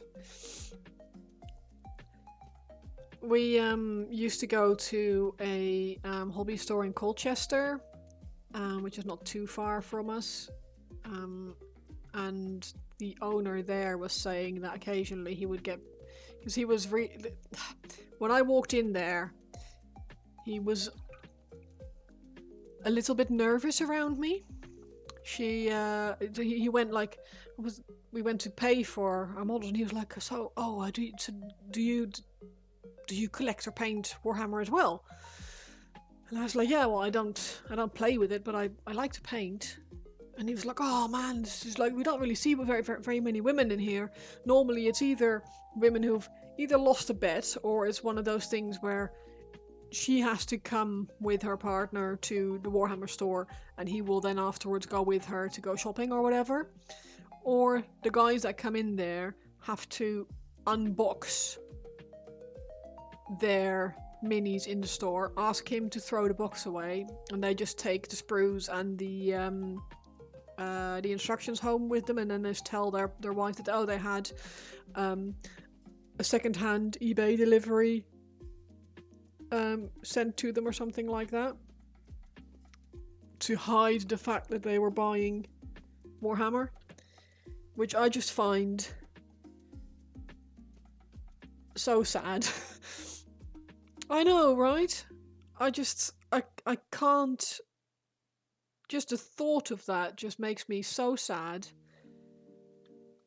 I bet it was an excellent Christmas present. Oh man. Yeah. That is really cool.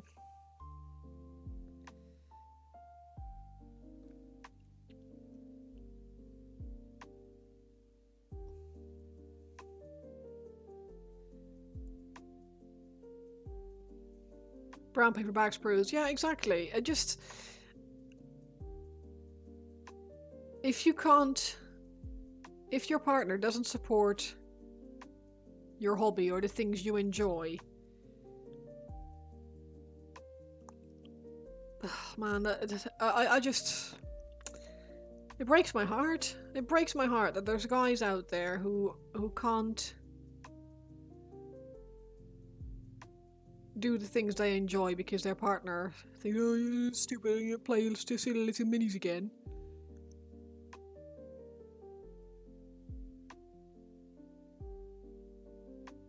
And this is usually the type of women who then will spend hundreds of pounds on makeup and stuff like that, so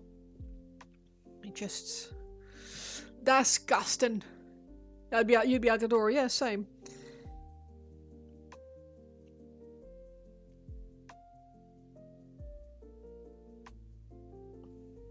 But for the shop owner to remember that these kind of things happen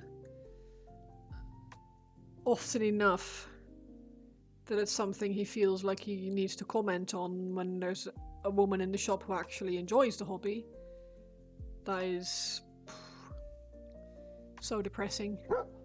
2:30 in the morning. Good night. Thank you so much for hanging out, Sunbird. I really appreciate it. Thank you for the follow. And hopefully see you again at some point. I'm normally here on Saturdays and on Wednesday evening for me, so might not be the best time for you to watch Wednesday evening, but I thought I would mention it. Have a nice fun, sleep well, and hopefully see you again.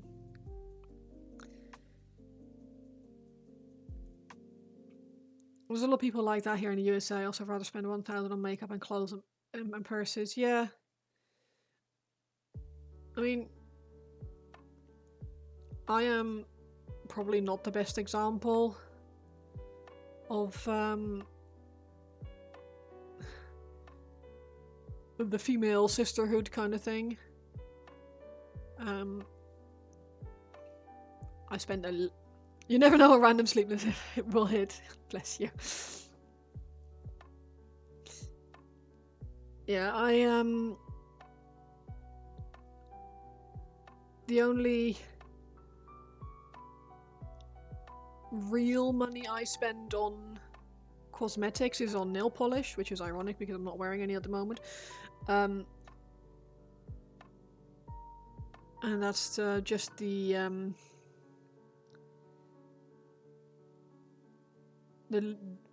sets that come out of a brand that I really like. I wear makeup sometimes. Like, I have a little bit on now, but like very little. I am very much not a girly girl. Because I just don't have time for it. I can't really be bothered, but it's as with everything, in my opinion, spend as much money on it as you like, as you're comfortable with, and as is comfortable for your finances. If it's something that is your hobby, like there's plenty of women who are. Evie, thank you so much for the follow. If it's something you really enjoy, if some people like actually really love makeup and stuff like that, and if you can afford it, there is nothing wrong with spending money on it. Like there's nothing wrong with spending money on Warhammer. As long as it doesn't go overboard, as long as you don't spend what you don't have, and as long as you don't judge other people for the things that they enjoy. As long as I pay my share of the mortgage and bills, etc., I'm free to spend what you like. You have an amazing wife. Yeah, Nivian and I have the same sort of arrangement, really. I just send him my share of the bills each month, and everything that I've left over is mine to spend.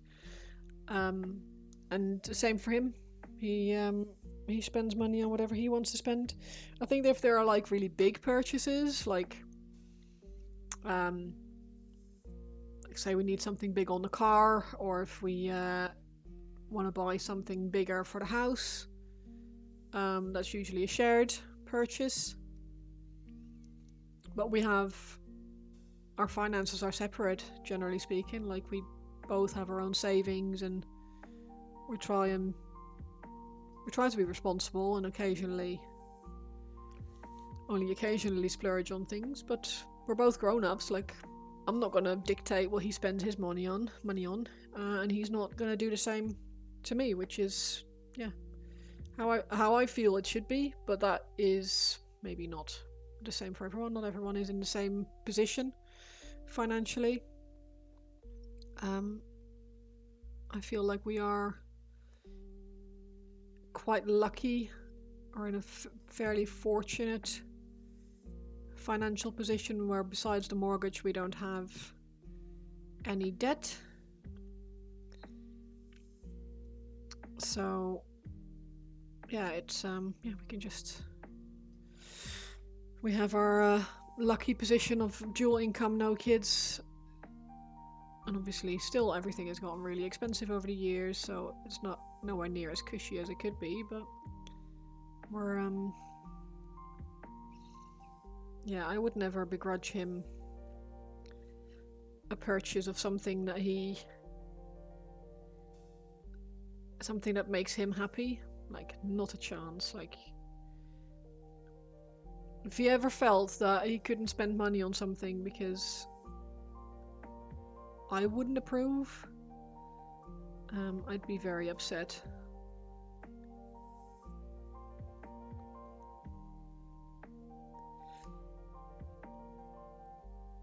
I reckon I'd be more upset with him not spending money on something that he really wanted to buy than I would be with him spending money on something, or spending too much on something. Yeah, there you go. I'd feel really, really sad if you wouldn't buy something because you thought it was going to be too expensive, or it was a silly expense or whatever. Like, I want you to buy things, and I feel like I don't want you to have to explain yourself. If that makes sense.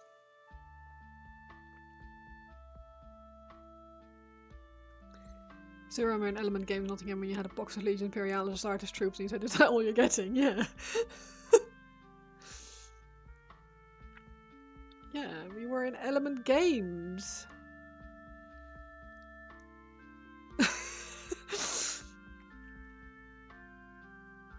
In the actual Element Game shop, and you're standing there with one box of models. It's like, what world is this?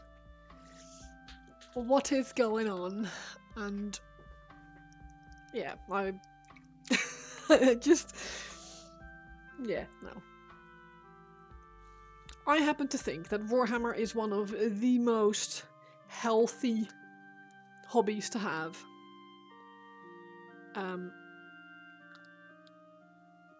It is, yes, it's not a cheap hobby, but the return on the investment, like the amount of time that you spend building, painting, sometimes playing. Like, buy a 40 quid box of models, and that will give you hours and hours and hours of fun. Whereas going out for beers with your mates or whatever, you probably end up spending more than that in just a round of drinks. And that's gone. And all you have left after the night is a hangover, so... Warhammer World wife told me off for not getting more when we were there. Yeah, exactly.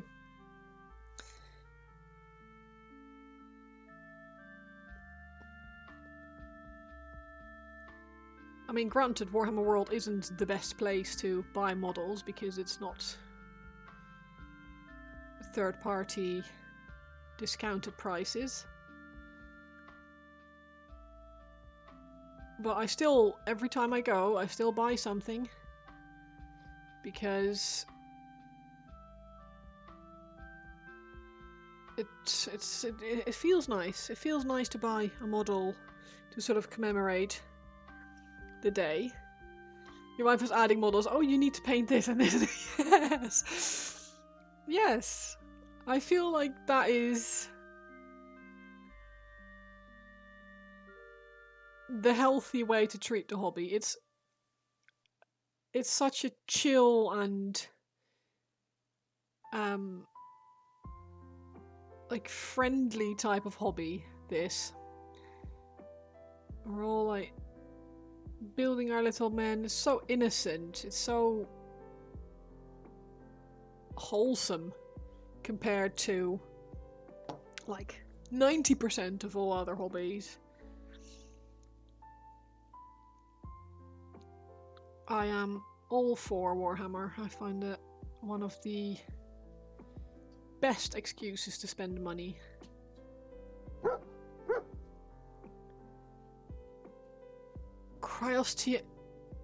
Titania.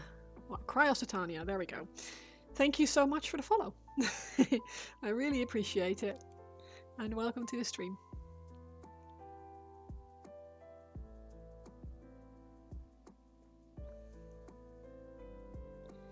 Yeah, there's something really, really wholesome about this hobby, and I can only hope that other people enjoy it as much as I do. And yeah, I hope everyone who wants to enjoy this hobby gets to do it. Am I painting a Space Wolf Dreadnought? I am. I have some 3D printed bits. These bits that I'm working on at the moment with that as well. And the actual Dreadnought. Let me just clean my brush so I don't have paint dry on it. Dreadnought is in like, yeah, the panels are like, I want to say 80% done-ish. I need to do another edge highlight with a slight, like maybe possibly like white mixed through some blue horror, just to give it a little bit more punch in certain areas. But I've done some volumetric on there. Obviously these bits are all gonna go over on top of there, so a lot of this you won't even see when it's fully built. But yeah, he's gonna go on a base like so. It's gonna have a resin pour in here. I'm gonna make this ice, and he'll have snow and shit on there, and it's gonna be my winter themed entry for our for our local hobby store competition, which is supposed to be winter. So awesome, it will be absolutely. Oh, thank you, I appreciate it. I hope so. I hope so.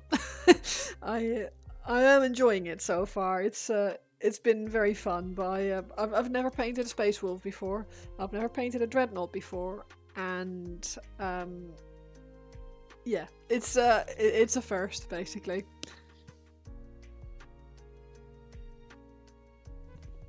Yeah, also never done a winter themed base, so That's another thing that I will have to hope I get right for this this competition, but we shall see. And I'm sure it'll be fine. Sure, it'll be fine. It'll be grand.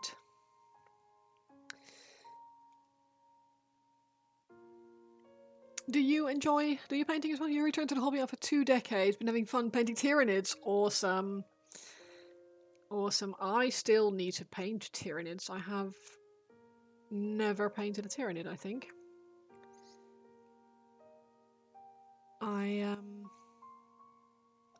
I've been meaning to, because they're one of the models or one of the armies that you can have the most artistic freedom with, I feel.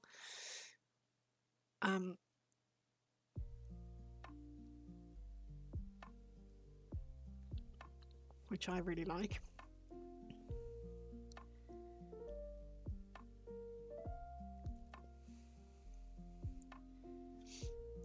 Xeno spotted purge. There's never been a better time to start NIDs.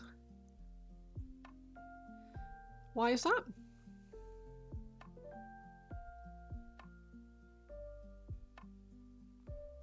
Oh, the new ones are amazing. Yes, they are actually really cool.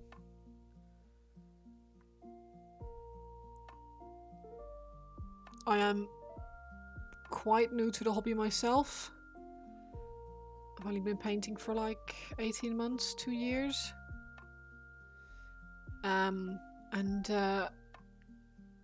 I still come across things like, oh, I didn't realize that this was old style, or this is a newer version of something that has looked really crap for decades. Still remember the old ones, they were awful. Nids! I'd rather paint Tau. No, sorry, I lied, that was too far. You just bought their kill team today, can't wait to start making them. Awesome. I am tempted. Like, I really like the idea of Tyranids. Have you thought about color schemes yet? Are you going to do your own colors, or are you going to follow one of the approved, like one of the more conventional paint schemes?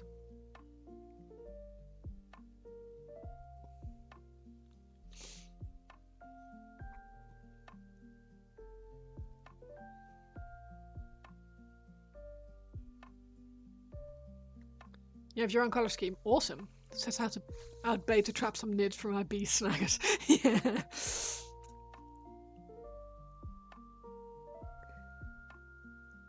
What colors are your paint scheme?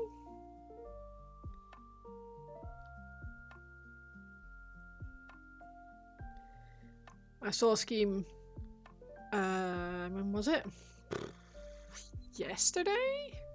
You painted all your nids ready to send to value. Ah, nice. You're very kind.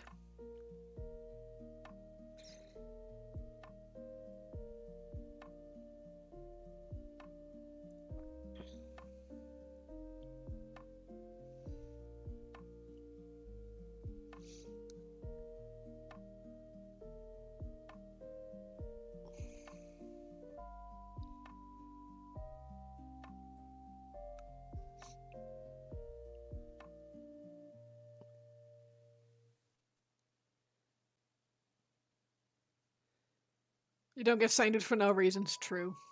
It's true. They don't hand these things out to just anyone.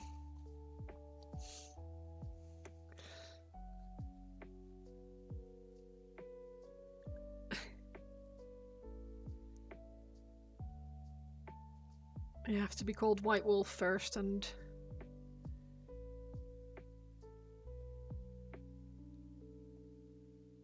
just be generally awesome.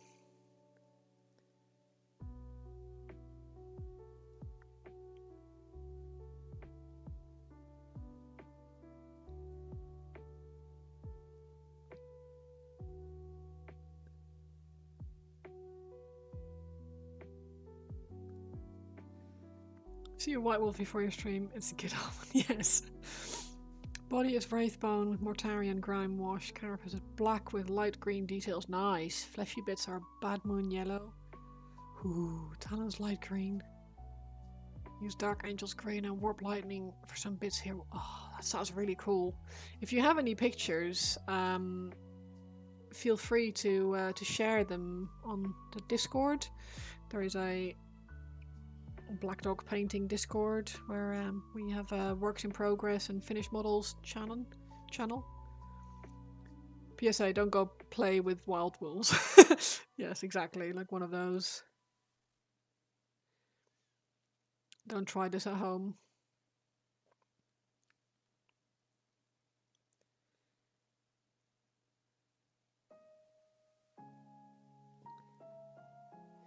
Yeah, there's if you hit a if you type exclamation point Discord in the chat, that should bring up the prompt to give you the Discord link.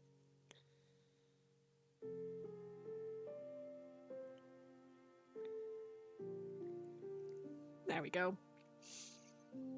Thank you, my wolf.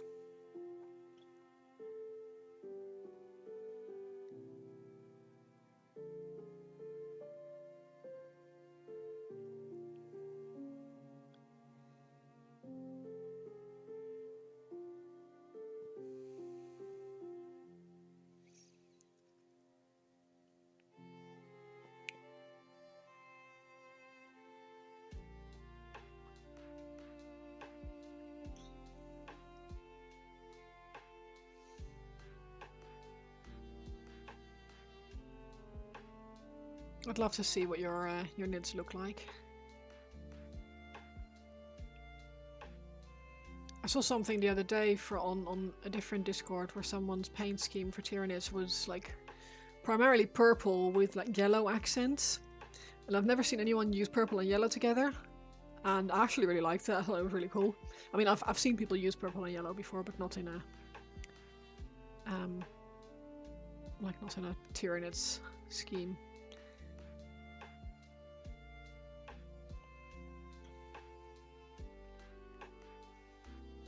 Yeah, I know, right? They're like proper. Yeah, they're nice and punchy. Complementary or like contrasting colors. Paint wheels, love them.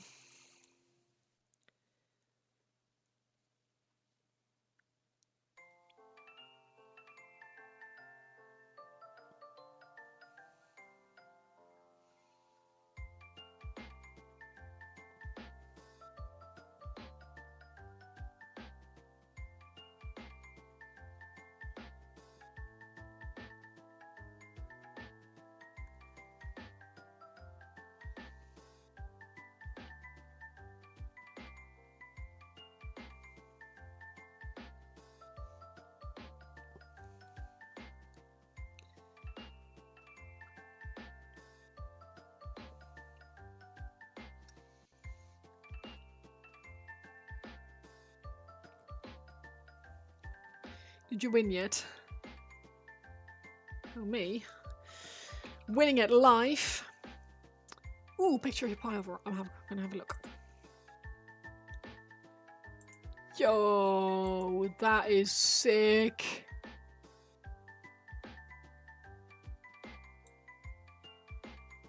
So cool. Yep. We love that. That is banging. Boop. Oh, and wave and wave.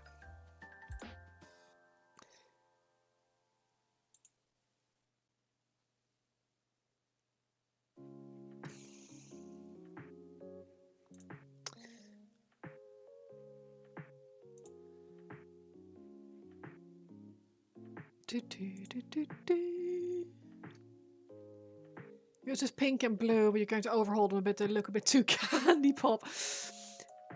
To be fair, I secretly quite like the girly pop stuff. Not enough to actually go make something girly pop myself. But there's some really, I don't know.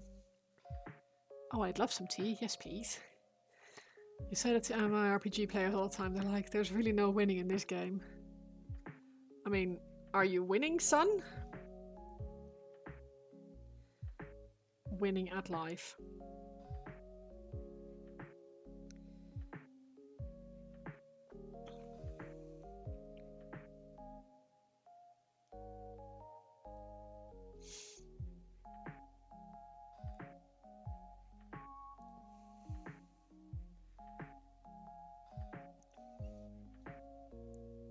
It is funny though to if you ask someone who is playing a game that very obviously does not win, a baby pink horde of nids would be terrifying, 100%. I mean, any kind of horde of nids would be terrifying, but God, yeah, I don't.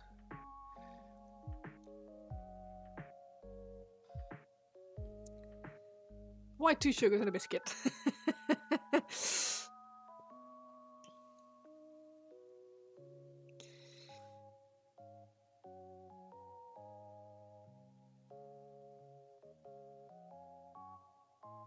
Like, if you lived any closer, he'd bring it.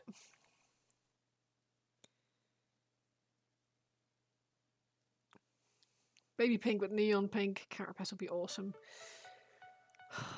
Don't tempt me. I don't have any Tyranids on my pile of potential yet.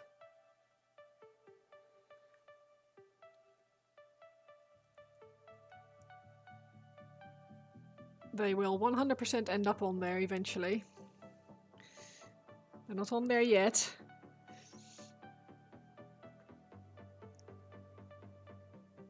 Sleepy Wolf, he will paint that pink everything, yes. You're going to go for shellfish pink bodies, but it just looks weird.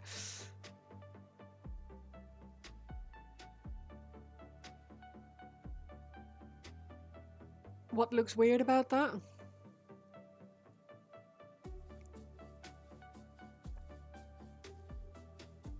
Because I feel like that's not too far off to like more conventional pale pink or pale white kind of body color.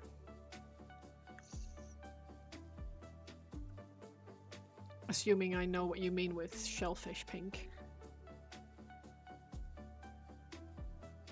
I think scallops when you say shellfish pink.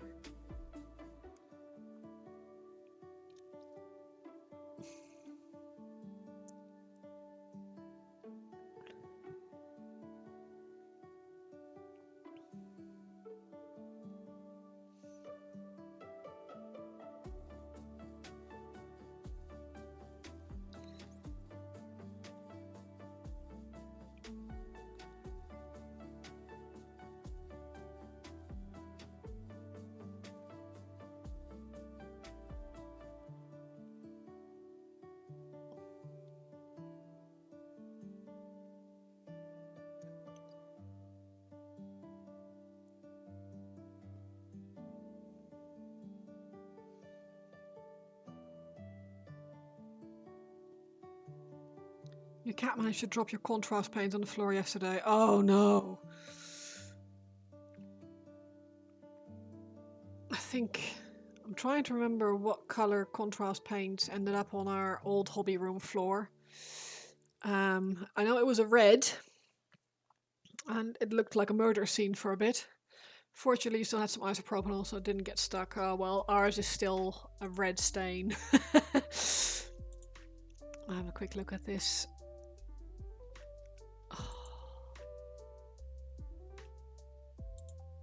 This is really, really good. I love your work. Let me see what. Oh, nice. See, I think that could work. I think the only thing that you would, I think it already works, but I think it if you make the purple and blue the carapace,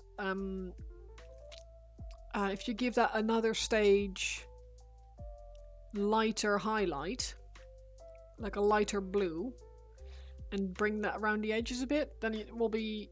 I think that would look really cool. To be honest, it already looks really cool. So.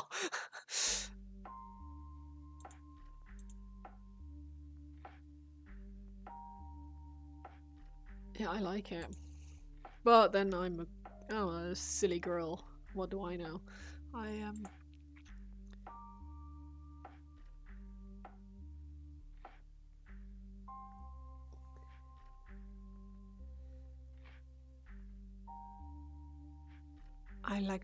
like silly colors.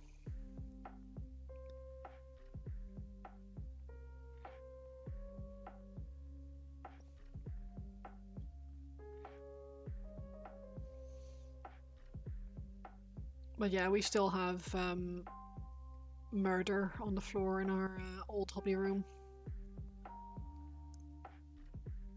Yeah, if that were me, if that was my model, I think I would probably go with.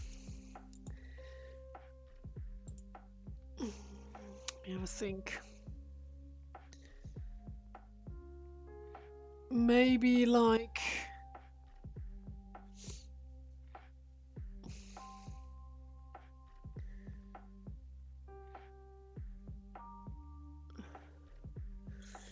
Maybe like something like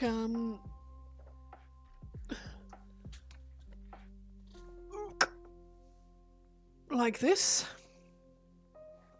Let's see if you can actually see that.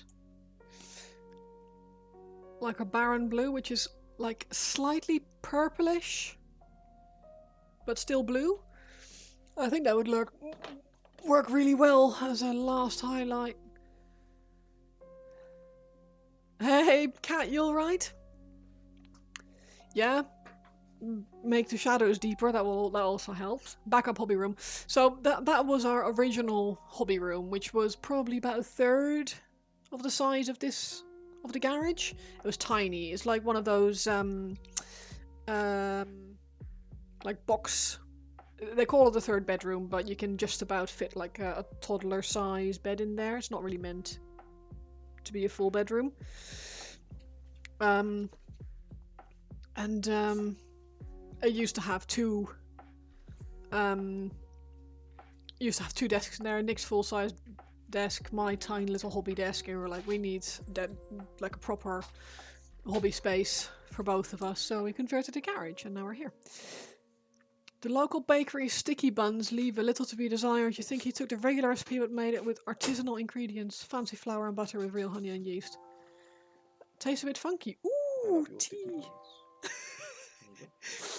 Don't know if you guys heard that, but he said, I love your sticky buns. Oh, lucky George. Lucky.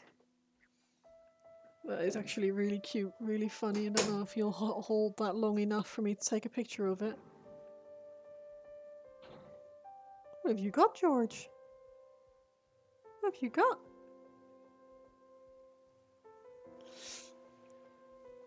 I will show you. Nivian gave him a dried sausage, so he's very happy. Still doing hobby stuff. Posted pics in Discord. Ooh. Oh, cute. Cute. Oh wow, that water splash. That's really cool. Did you do that with UV resin? I saw the pictures that you posted on Instagram of your the actual backdrop. That is insane, Cat. It looks so good. That ain't no cigar. No, exactly. Yeah, that's the little black dog who is so excited about his little sausage that he's now trying to find a hiding spot for it. So I'll just hold my camera so he doesn't knock that over when he goes. He's just walking around with it in his mouth. And now he's digging on his bed to bless him. You been better, but hey ho, still here. Oof.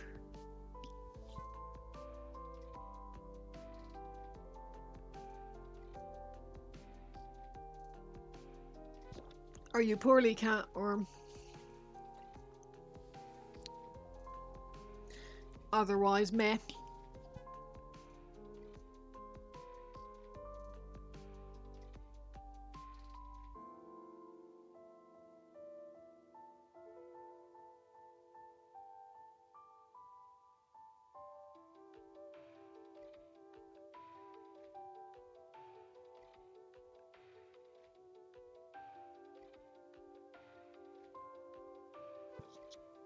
Not going to drag the mood down, so I won't go into it.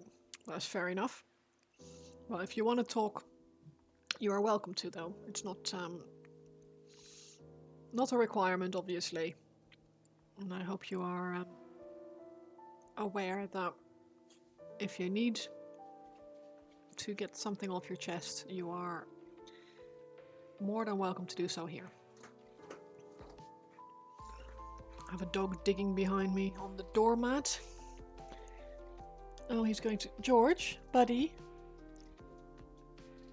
Yeah, that's not the best place. He was digging against the freaking painting that my dad sent over. And it was like wobbling in its packaging.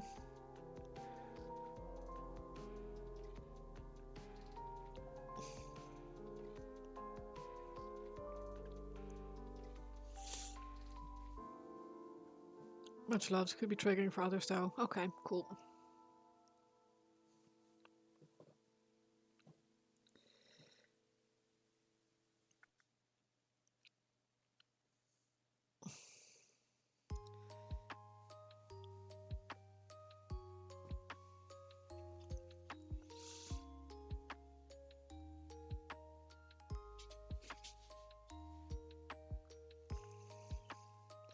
Well, much loves back until then.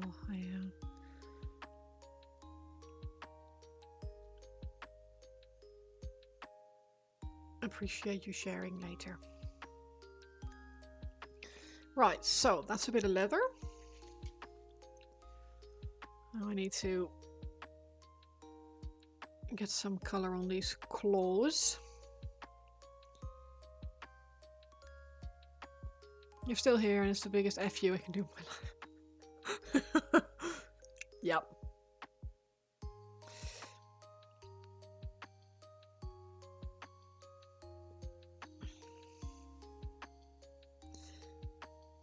I like that.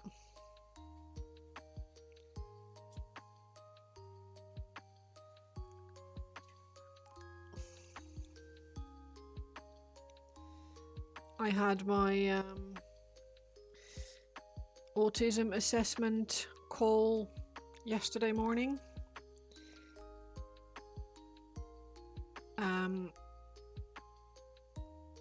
As with the ADHD assessment call that I already had, I don't fully fit into the autism spectrum,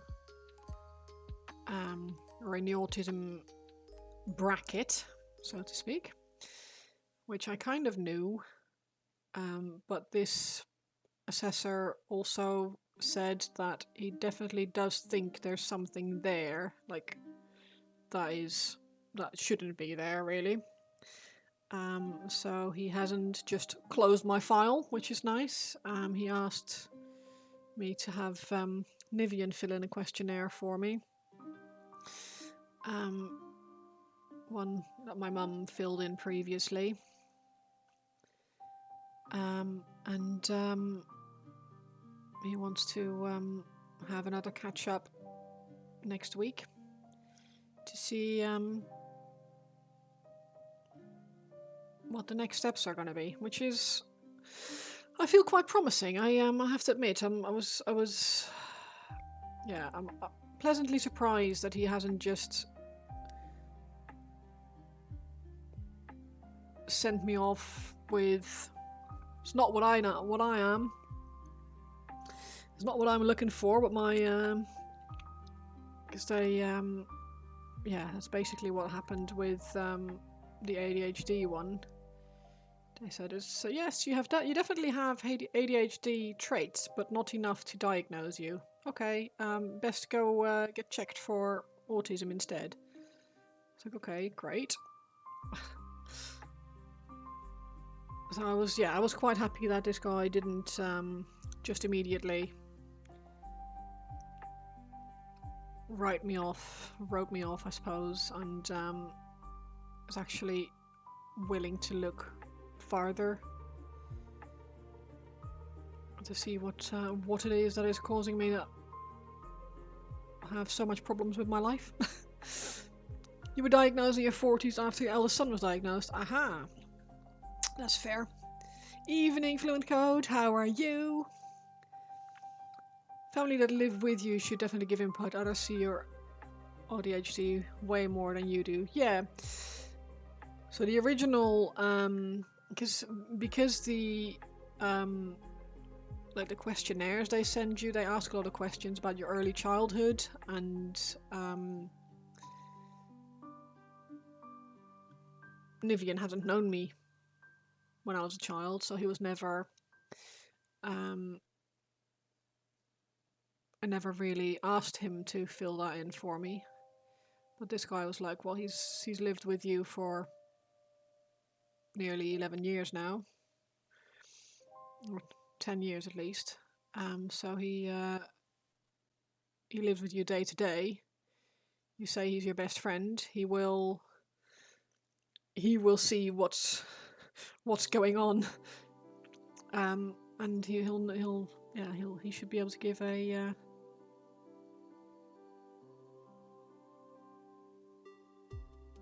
an honest review. So there we go. You said you were a difficult baby when you were a baby. Both yourself and son have had what they would previously have called Asperger's. Yeah, I'm expecting it's something like that. Because it's not fully ADHD. I don't have the hyperactive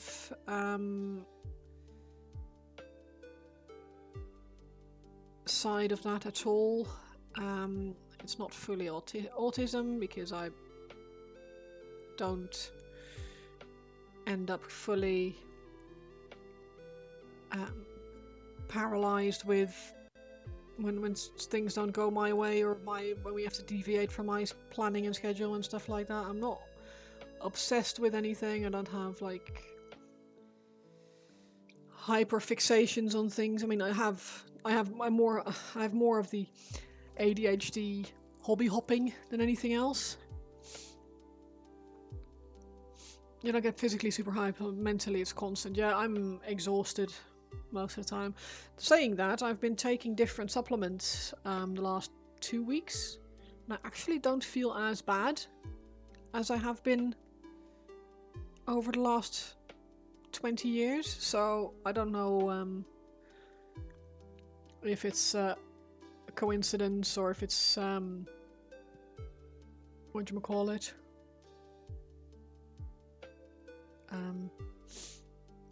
what's that word? Placebo.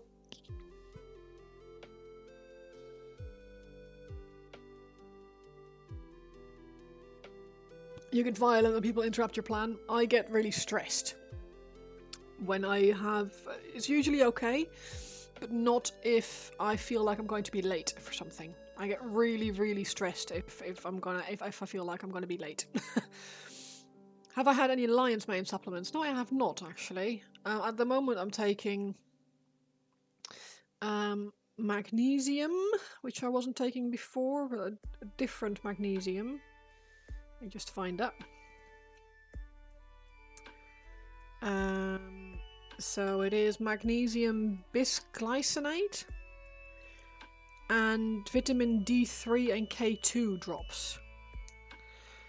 I always take vitamin D, especially like autumn to winter time.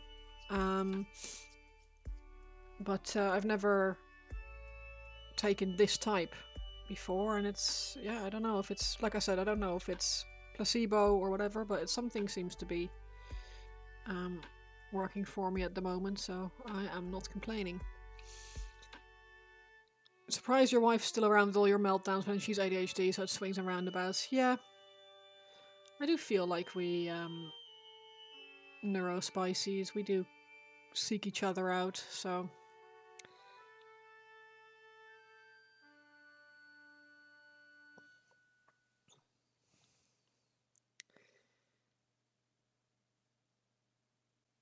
your wife is very appreciative of your hobby. She's always saying you're artistic. Oh, nice.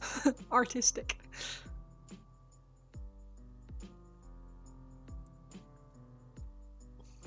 Everyone in your family is neurospicy to one degree or another. Yeah. Like my dad I think he's not been diagnosed. Definitely narcissistic tendencies.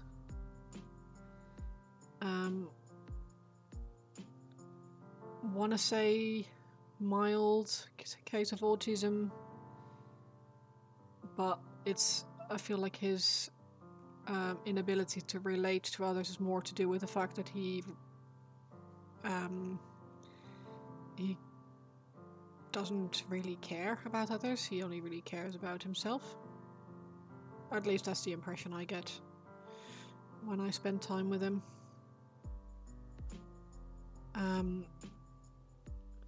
My mum definitely has some neuro issues, again not diagnosed, but like me, she can only really listen to music that she chooses. Like, she can't listen to, like, we both get really, really stressed if there's a playlist playing that is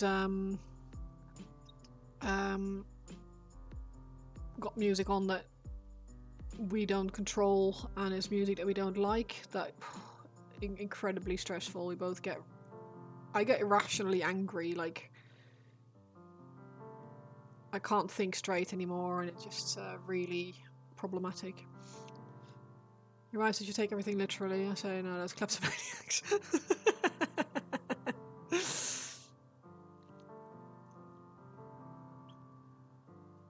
I am a little bit too literal often. No, I've been told recently that I tend to not necessarily overshare, but like as soon as someone shows interest in my hobby or like asks about something that I'm interested in, I talk about it too much. I thought that I managed that quite well, like that I didn't talk until they got bored of it, but apparently I still do, so here we are.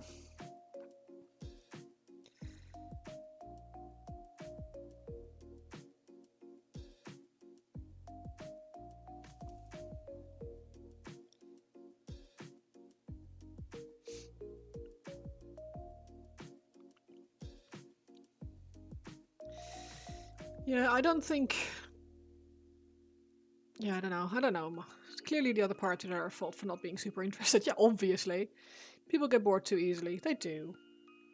I mean, I've got to be honest. I zone out. I'm not the best listener. If it's not something that I'm interested in or fully I'm fully invested in, I struggle to stay focused. Even if I really want to. I wonder what your dad has. Shows interest in someone's hobby by asking about it and immediately show disinterest when the person answers. Yeah. Well, to me that feels like learned behavior. Like, he's been told that he should be asking about other people's interest. But isn't actually interested enough to listen to the explanation. You really struggle to focus on what other people talk about if it's not important. Yeah, I'm the same.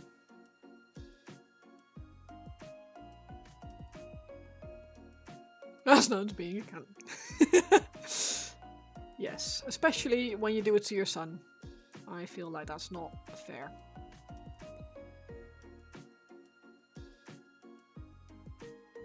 It's not very nice.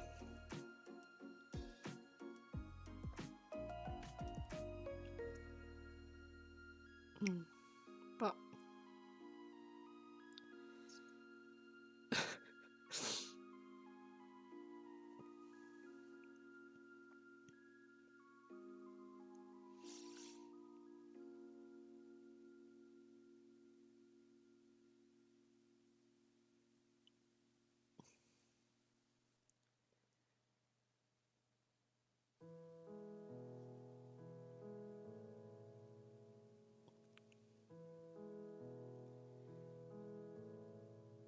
yeah, I hope that Nivian was brutally honest when he filled in this questionnaire for me, because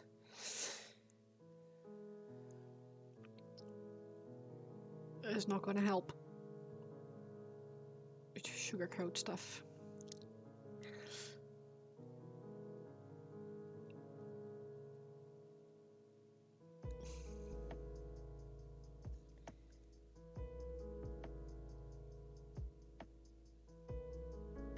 It's starting. You tried. Thank you. You mentioned your sticky buns. Starting to feel like so many are under a spicy that really no one is. I think the trouble is that it's a spectrum, right? And it's also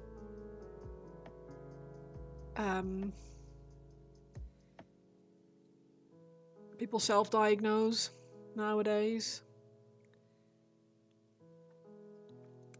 I'll say, "Oh yeah, I'm autistic, or I've got whatever, and therefore I demand special treatment."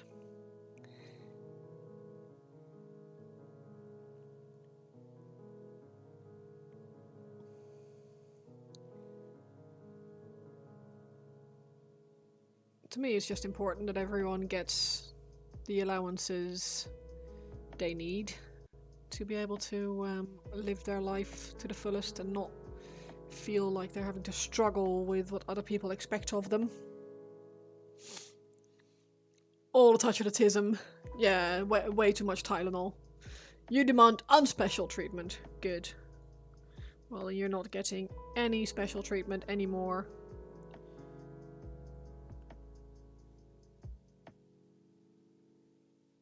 I will tell everyone who was giving you special treatment before that you now need to be taken off the list.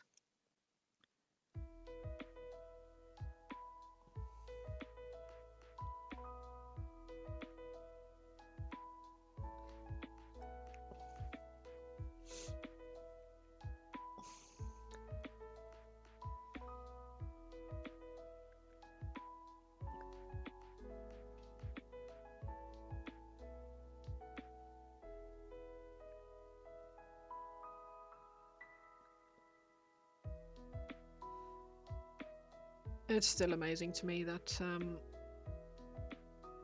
people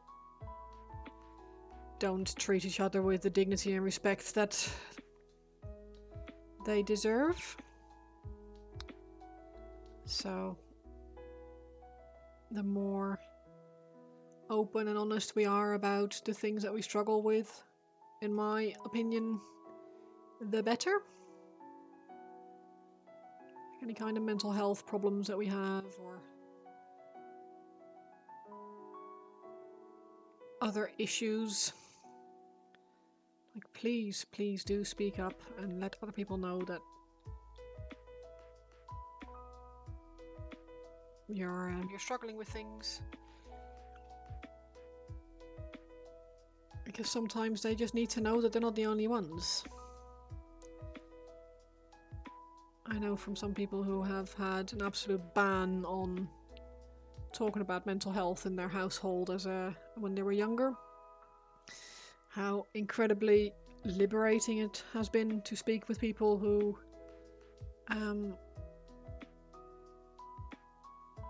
have issues too,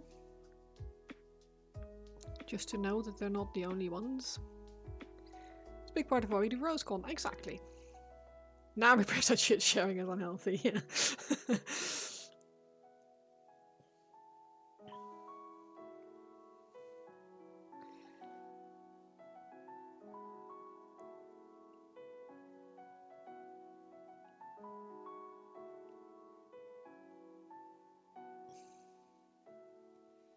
Yeah, I've had a couple of people earlier today saying that they're gonna try and come. I know, I believe Zach bought a ticket, and Paint It was saying that he was going to try and come. Subject is interesting. There's no two humans who are the same. Your grandfather has a saying, one person is speaking and the other person listening. Even in normative people, the point can be missed completely. 100%. Like, there's this illustration, right, of two people who are arguing over the meaning of something, which is essentially a 6 drawn in the middle between them, or a 9, depending on which side you're standing on. Obviously they're both seeing something completely different, perceiving the same information in a very different way, and aren't able to see things from the other person's perspective. Which is why I think it's so important to talk about things and to not fight over it, but just...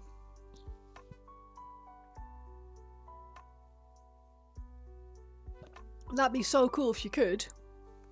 It's, 25th of April in Cardiff at Firestorm Games. And, I think it's going to be really awesome. I'm really looking forward to it. It's going to be really good to see people again, and we've got some really cool activities planned for the day. Yeah, go for it. Post a link to rosecon.org.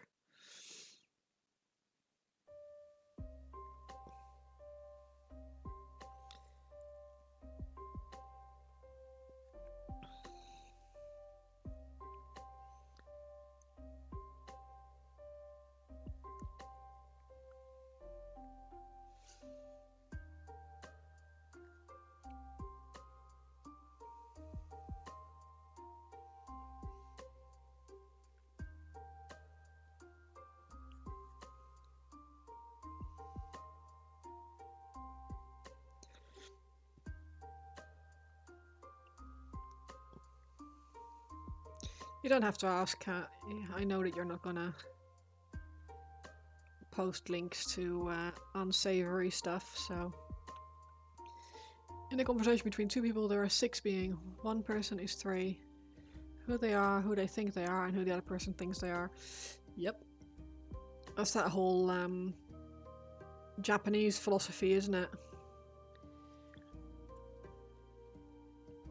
The person you show outwardly to the rest of the world, the person you show to your close friends and relatives, and the person who you are to yourself. It's Chris, you've got to watch out. He's saying some unsavory links. Yeah, he's a dodgy one, that one. Oh, hi, Cat.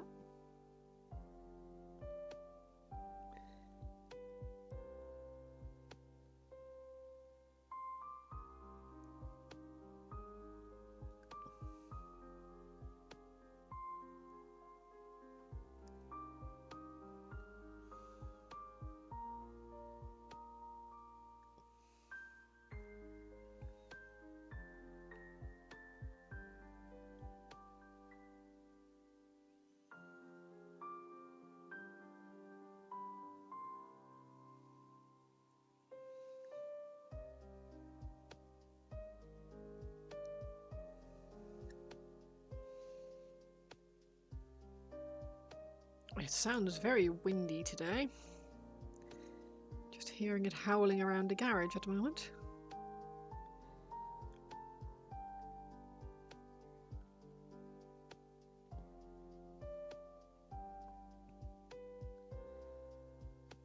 But yeah, if you're interested in coming, the ticket includes lunch.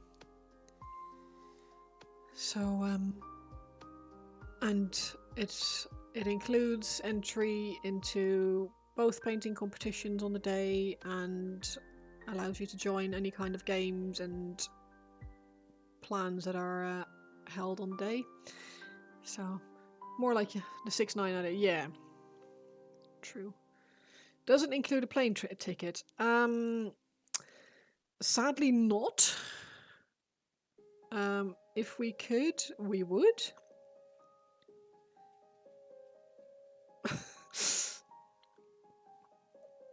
We have people from across the Atlantic coming our way in April, so fortunately it doesn't stop everyone from coming, but it's be a bit expensive. Exactly, it does include food, so you get your lunch covered. It was alright actually, didn't mind that lunch last time.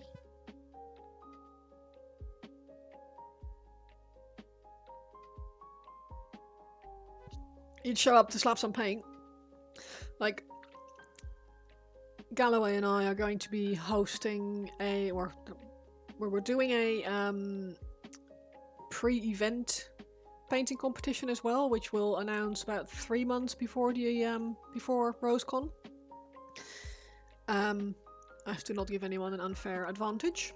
And we will also be doing something on the day where I'll be providing everyone with a 3D printed a one-page rules model.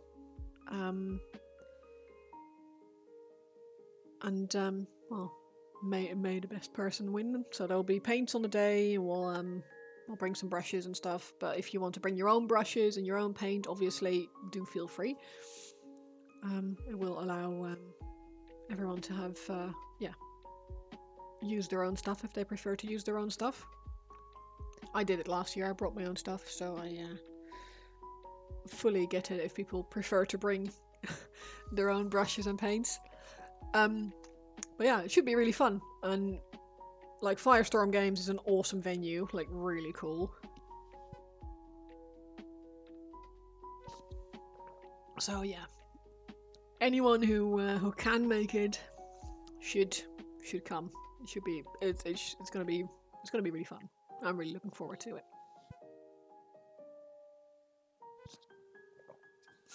But I have a trip to Warhammer World. Yeah, bring spending money, exactly. I know Ed was saying earlier that he spent over £800 last time, which is probably a bit more than I would ever spend, but it's the kind of shop where you can spend a lot and feel like you get proper bang for your buck kind of oh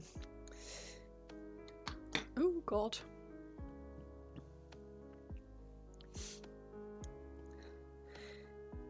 It's a dangerous shop.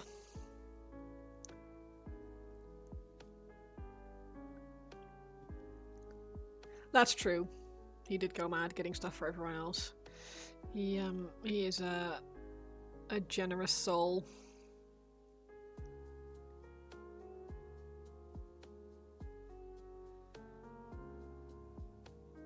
Will Ed be on a tether at the next RoseCon? Well, for his sake, I hope so. He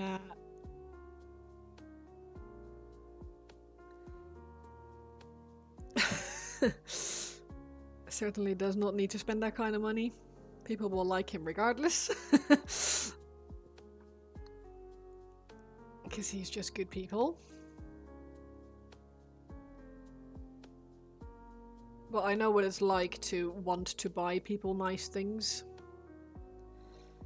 I'm very guilty of this as well. Like, I don't really buy myself stuff, but I always buy stuff for the dog and for Nick and... Oh no. No red on my skull, please.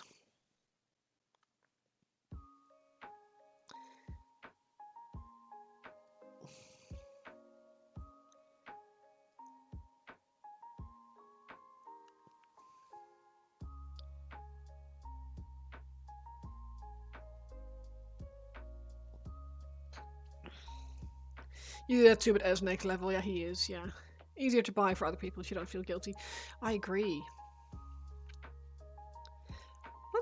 I never thought of it that way, but that's probably why.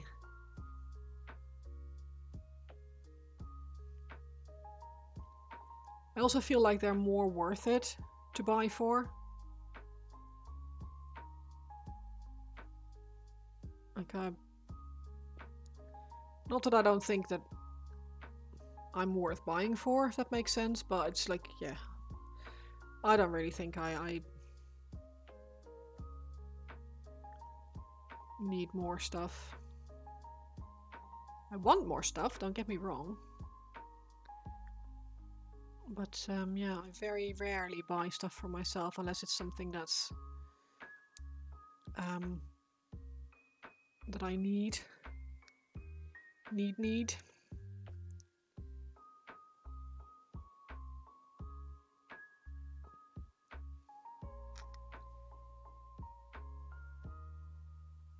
And there really are very few things that I need.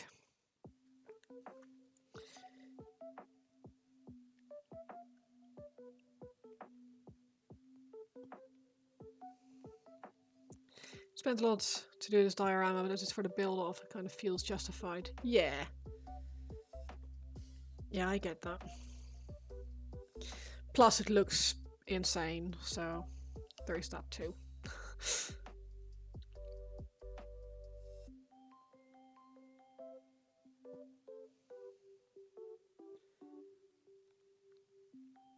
I feel like hobby-related purchases are almost a separate kind of expense. Like we have a separate stomach for dessert.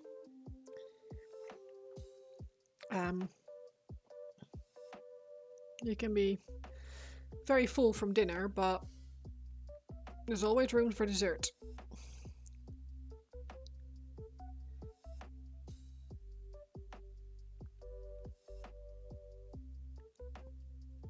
Like you can... Yeah, I feel like hobby spendies are different kind of spendies to other expenses.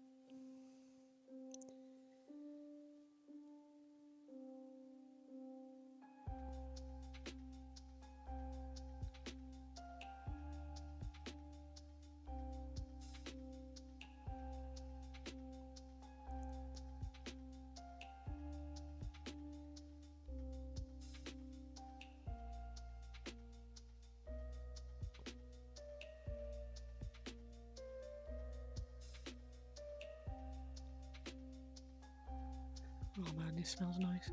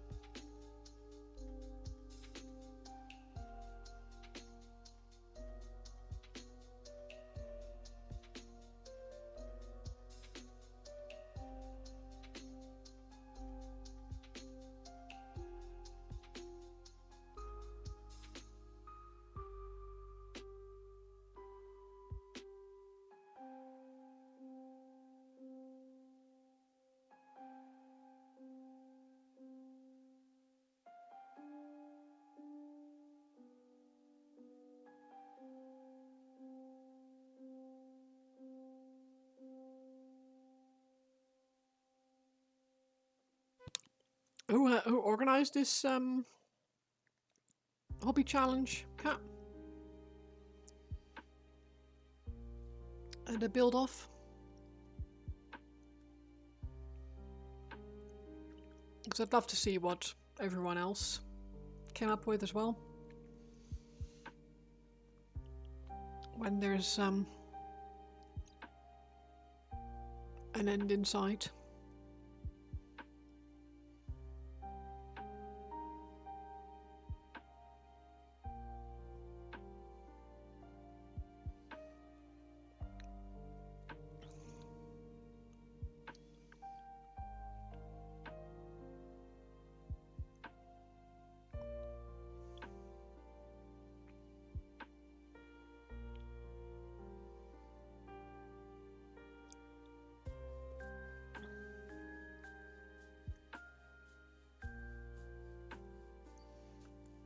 Is it on Chris's Discord or is it somewhere else?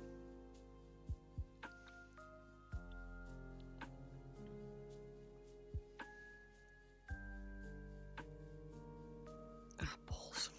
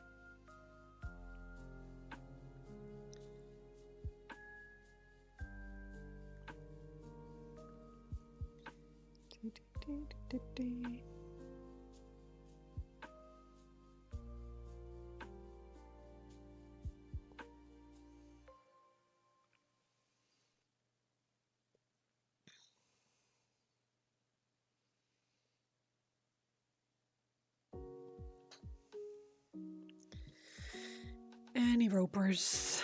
Any more rope? Any ropers? Sorry, I missed that takeaway just right. Oh, nice. Gonna go enjoy the weather for a bit, go for a walk, buy local noms, very nice. Ooh, local meat store. Enjoy, Diggermad. I just asked who organised the diorama challenge, because I am interested to see what everyone else did as well. Like, if yours looks that awesome, like, I want to see the rest.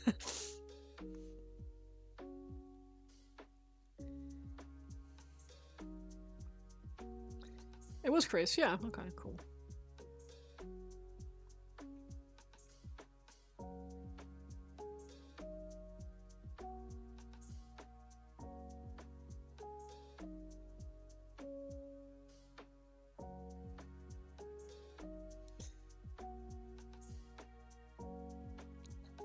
Chris' idea and Gian. Oh, I see.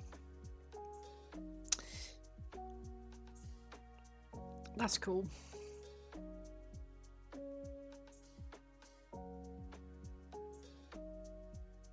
I look forward to seeing everyone's entries then. Do you know how many people are entering?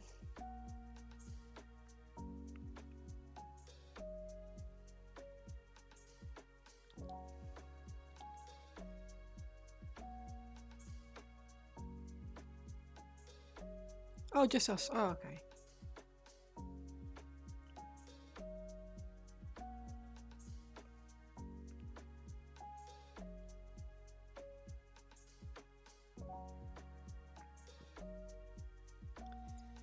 Nice.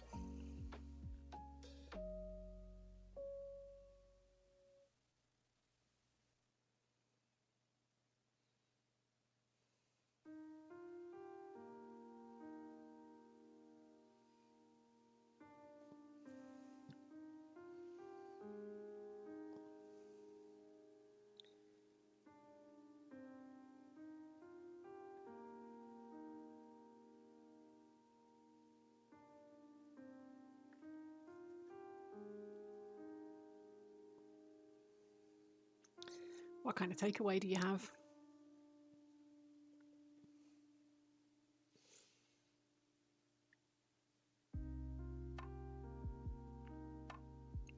Oh, no, no, no, no, no. I have too many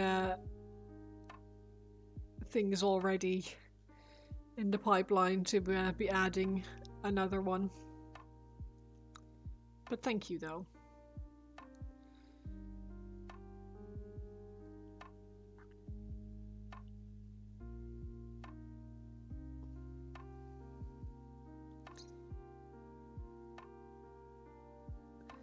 I asked more. Oh, nice chips. I asked more about out of curiosity, because I know that you're making something really awesome. So I just wanted to see where I could see the finished results of everyone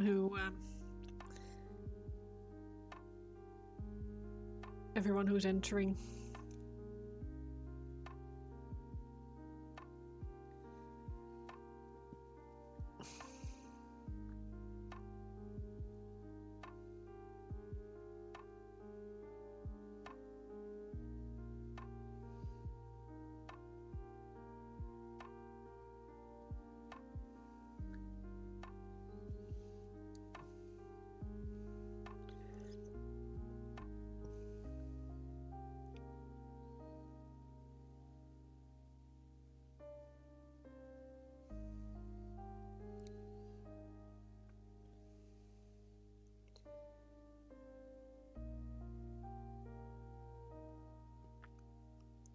Never done a diorama before, so it's been a big challenge, a lot of fun. That reminds me, must get the Chinese takeaway orders for stepson and me. Ooh, nice.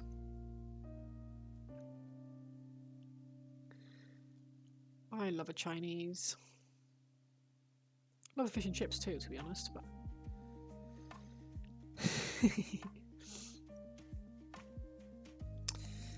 we have a really nice Chinese in the next town over.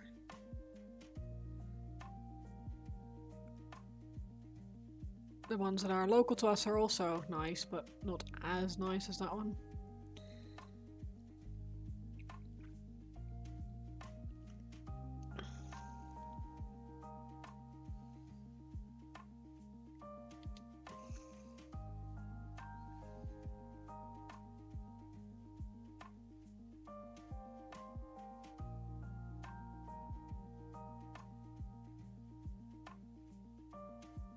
We do have good fish and chips around here, though.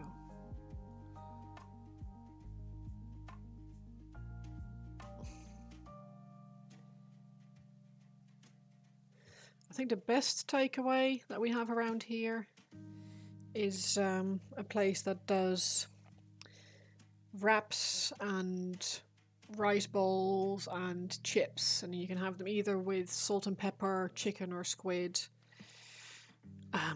or honey, hot honey kind of. He eats about how old is he? Your Chinese, good Chinese just closed. Oh no, that's so depressing. If he's like 14 to 18, then that makes sense. They have hollow legs. You were spoiled growing up near Whitby. They have the best fish and chips. Yeah, we live on the coast. So yeah, we've got good fish and chips around here as well.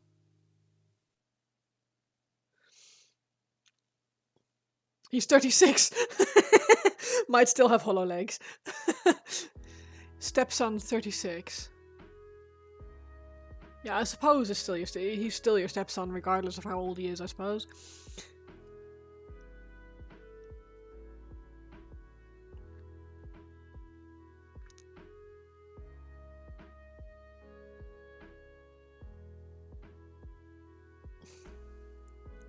Will always be the stepson.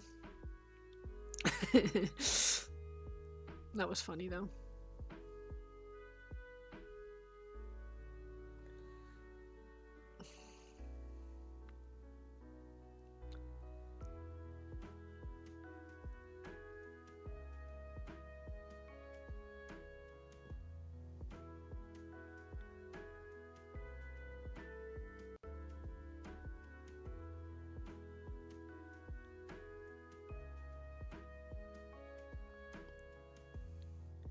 And they'll always be the kids as well. And he's the youngest.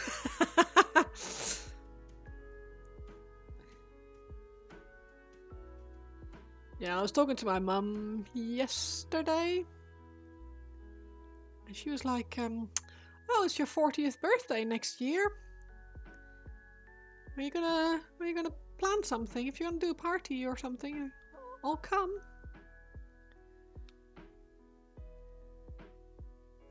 Like, God, it's kind of crazy when your kid just... When your kids grow up. Your daughter just got her first teaching job, you're like, you only just started school. Yeah.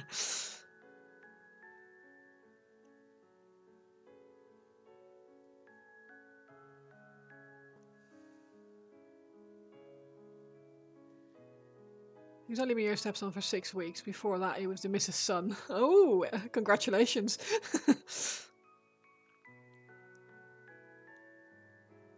On the nuptials, I'm assuming.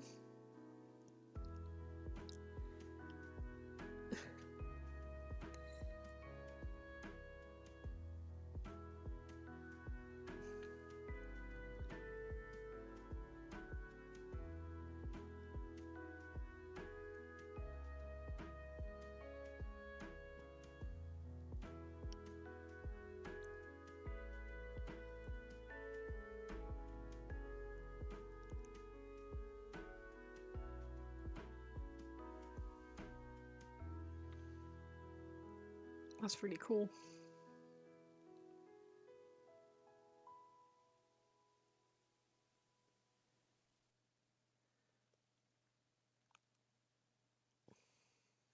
I love a wedding.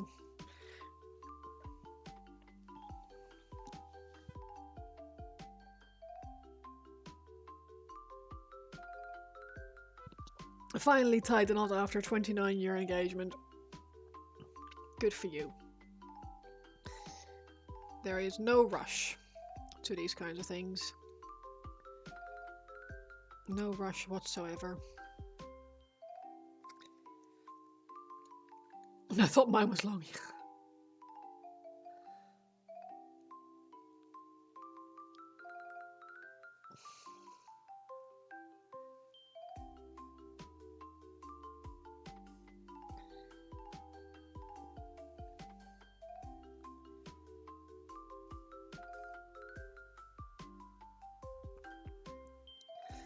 I mean, there's a certain advantage to being engaged as opposed to just being partners. Because when you're introducing your other half to new people, you can say, "Oh, this is my fiance," rather than have to say, "This is my boyfriend." Best to be sure. Yeah, absolutely.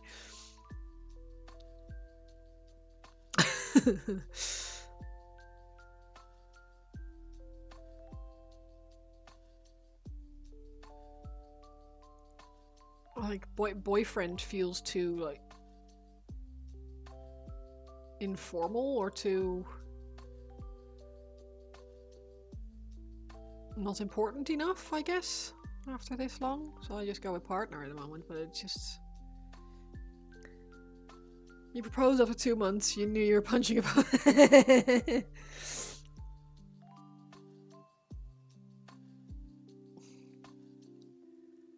like, cool. If she'll have me, I'm keeping her.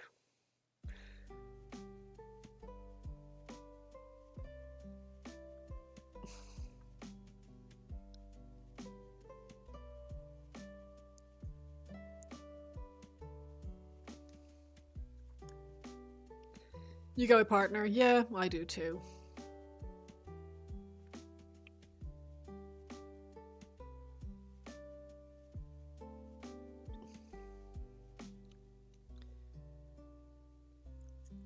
Psycho said yes, who'da thunk it? Yeah, who'da thunk it? Well, she has a saint and you have an awesome missus, so here we go, here we are. I feel you both got a pretty good deal there.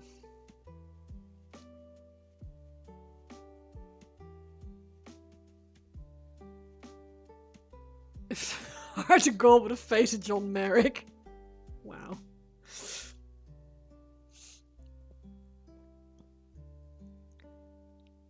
Well, I don't agree, but... And I reckon she doesn't either.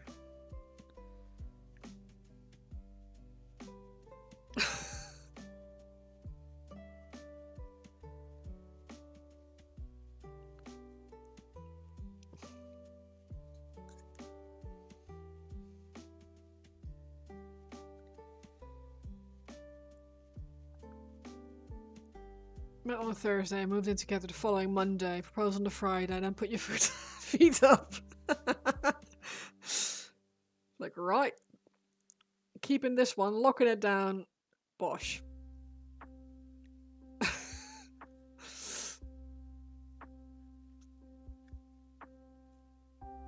Well, if you liked it, you should have put a ring on it. It's like, well, I put the first one on it, right?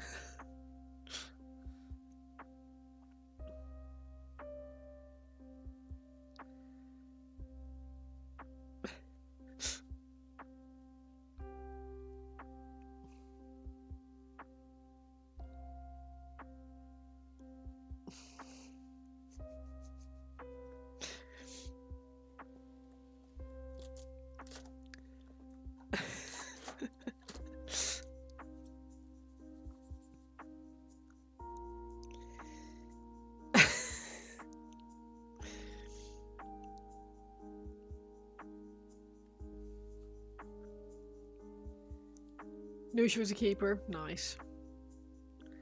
That's all you need, right?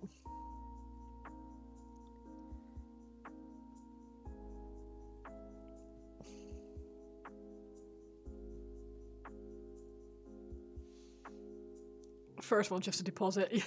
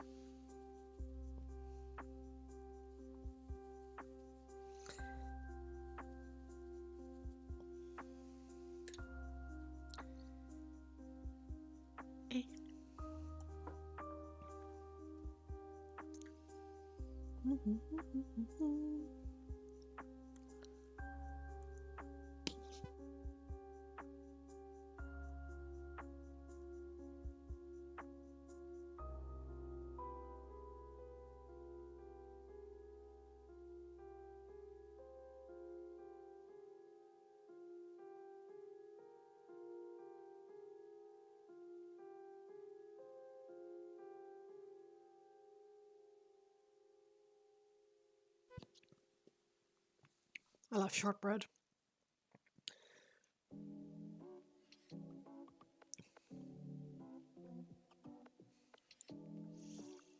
So tasty.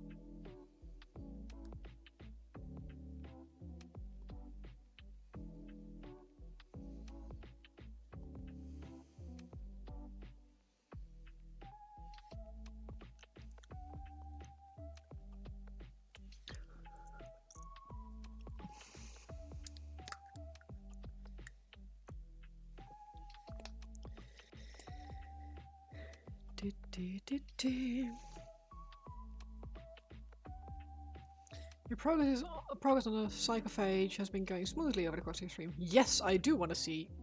Absolutely. Share, share, share.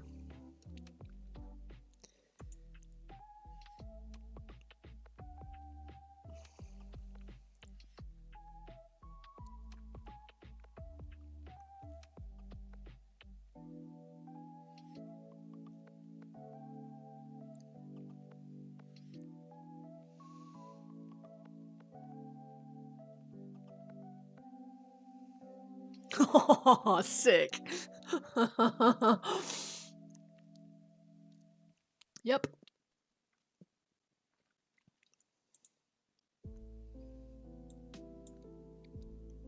There is something really, really disgusting about that big bulging body, isn't it?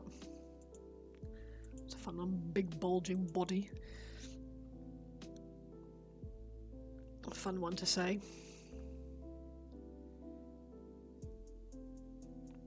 You've got this, I don't know which one it is, but there's this model that has the egg sacs on it as well.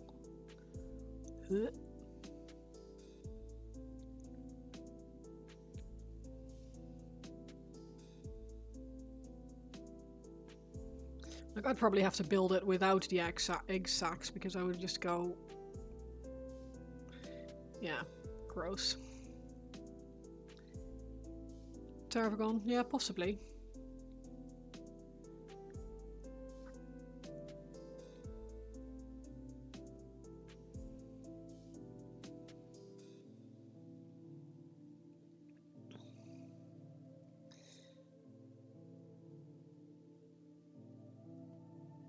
That's why you painted your Nurgle rotflies as blue bottles. Ah, yuck.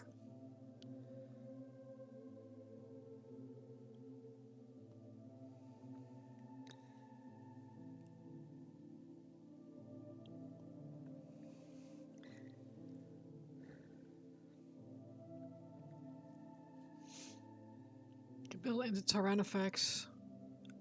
Yeah. Oh, is that the one with the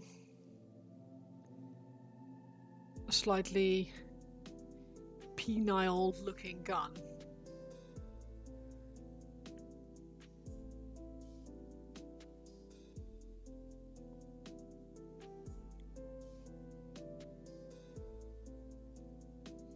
They all I feel like most of the Nurgle, not Nurgle, Tyrannid guns look a little bit red rockety. There you go. Those are the Nid guns, are slightly phallic, yeah.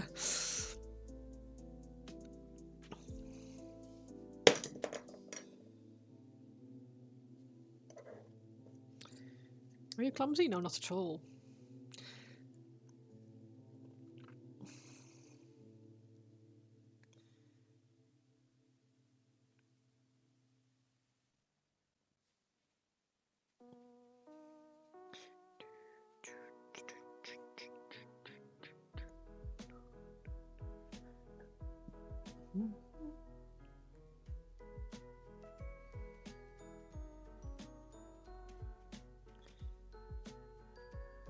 Oh, some of them are more lipsticky than others.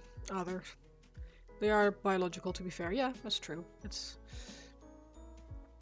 couldn't exactly be a metal gun.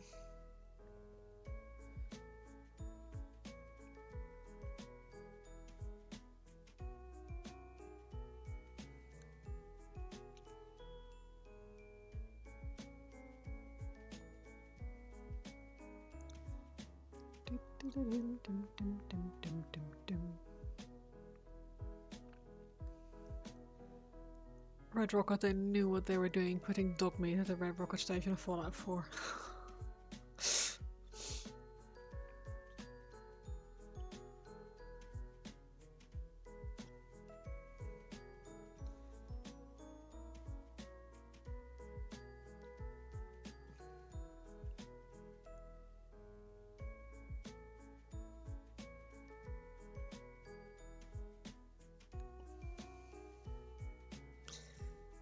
I feel like we often forget how chronically online game developers are.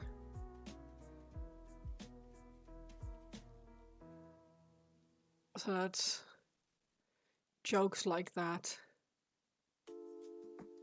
are almost like expected.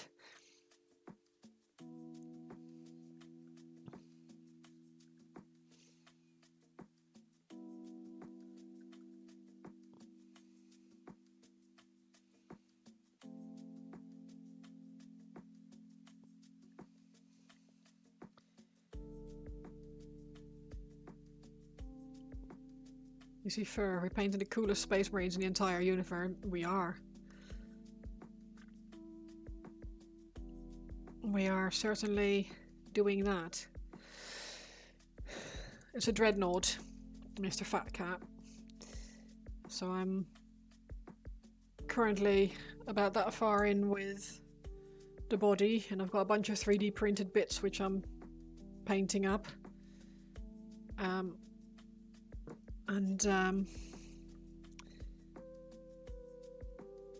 Yeah. Boots with the fur.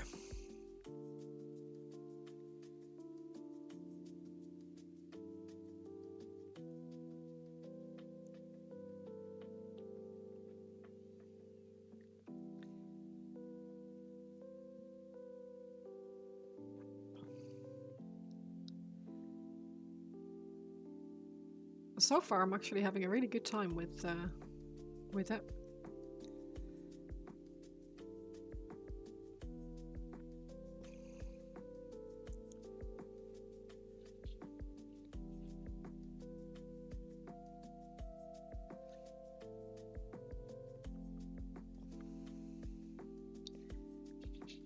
I feel that.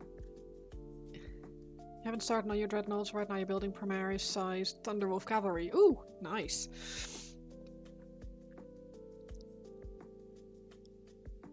I'm doing this for a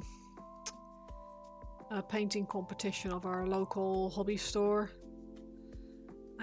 They're doing a winter-themed painting competition, and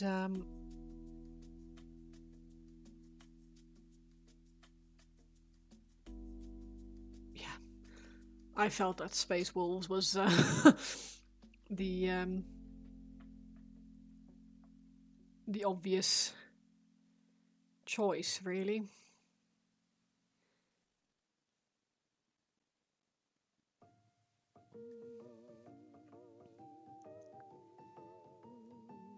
At first I was like, oh, brown fur, got brown wolves, but I actually like the idea of dark grey more, so I'm bringing it up to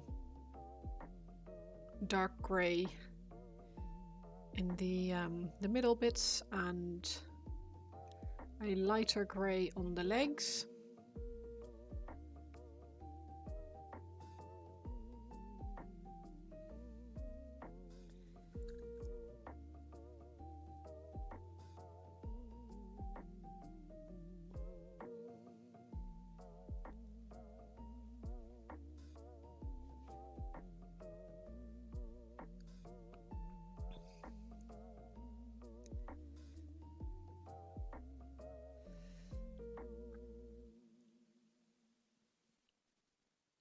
Because it also sort of ties in better with the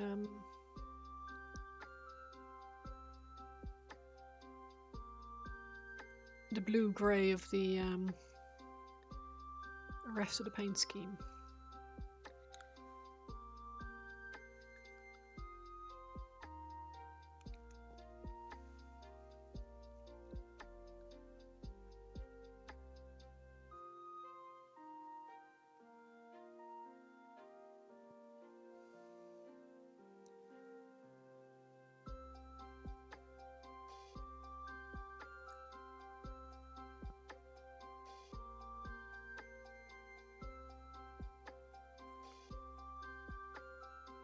Still with the brown undertone, obviously, because it is still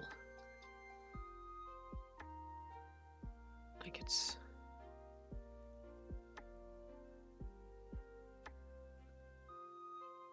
in between seasons kind of scenario.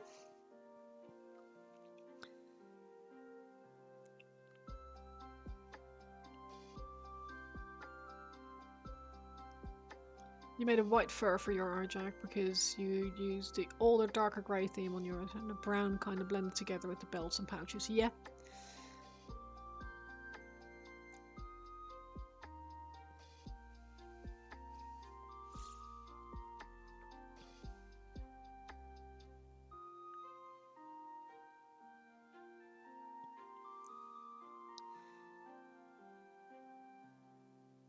I've never painted Space Wolves before. This is my very first Space Wolves model. It's also my very first Dreadnought. And my very first winter-themed base. So here we are. It's a trio of firsts.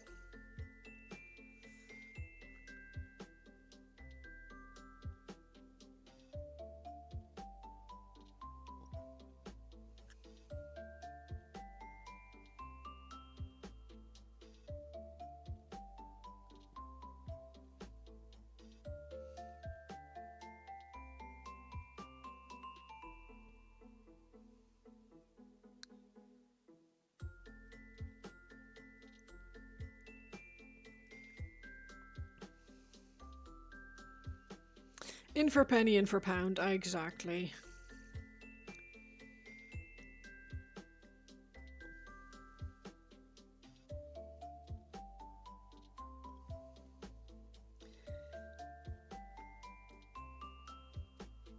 And it's actually really enjoyable, so I am not complaining.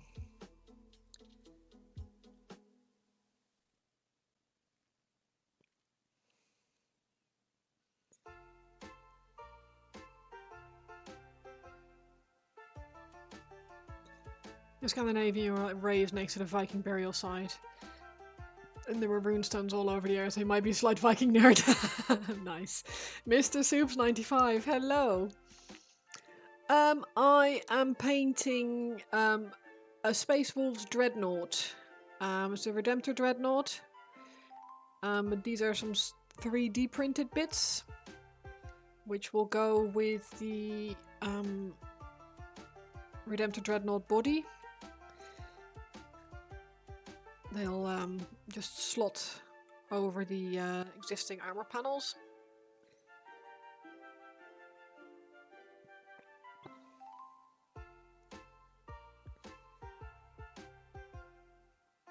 You decided to learn oil painting, non-metallic metal, and bust painting on a robot rocket limited edition piece because of course you did. Yeah, absolutely. Why the heck not? It's not like oil painting is notoriously difficult. You're a huge fan of Space Wolves, but a Dark Angel nerd as well. This is my very, very first Space Wolves. Very first Dreadnought as well. But yeah, I've never really painted any anything. What's it called? Larger vehicles.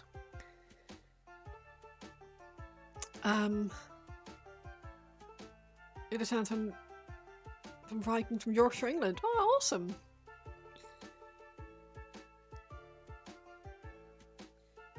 But yeah, I am so far having a really good time with this. It's actually really, really fun, but it's quite time consuming as well. So, but yeah, this piece, this look and fire. Thank you. This will go on like one of these shoulder panels that go on like the biceps. Yeah, they go on here. And that will go over there. They fit like on here, like so. And yeah, I think it's gonna look really cool. I hope it's gonna look really cool. But yeah, we're still very much work in progress, although this bit is nearly there now, which is quite nice. I obviously still need to touch up the bits, but the fur was a big thing. The skull was a big thing. I still need to, let me actually, metallics. Successor chapters Dreadnought, nice. You got your Space Wolf Dread converted, built and based. Gotta wait until December to paint it for a Dreadcember event.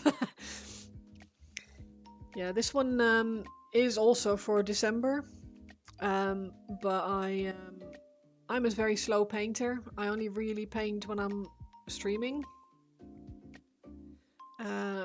Sometimes I paint a little bit on Friday when I don't have any appointments to get to, but I find it quite difficult to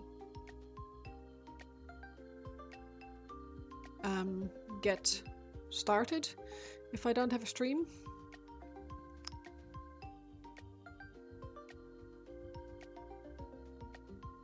So yeah, I've 2 streams a week, and hopefully I'll be able to have this finished by the start of December when it needs to be done.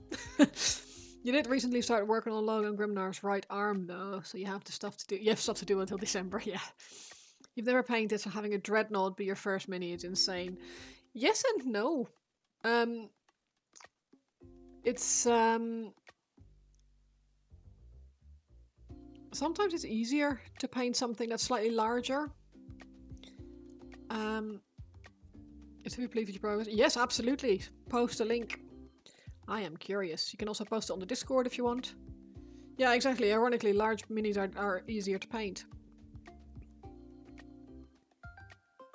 Like, really small detail can be an absolute nightmare to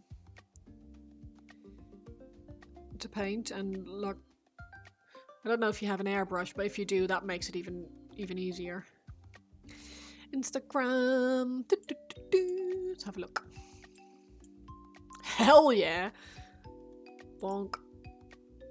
Oh, I'm already following you. Cool.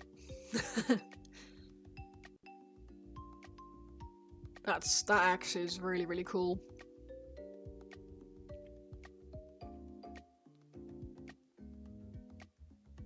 I love the glow on the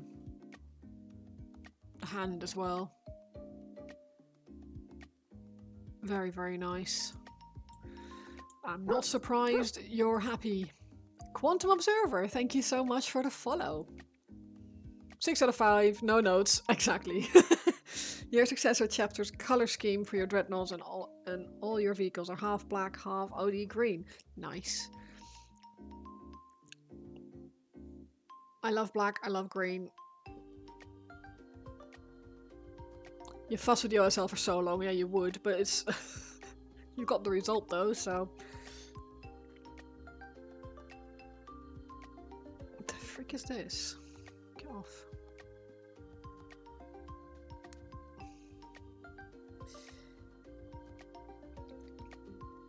It looks so good. Split Scheme Marines look so nice. I agree.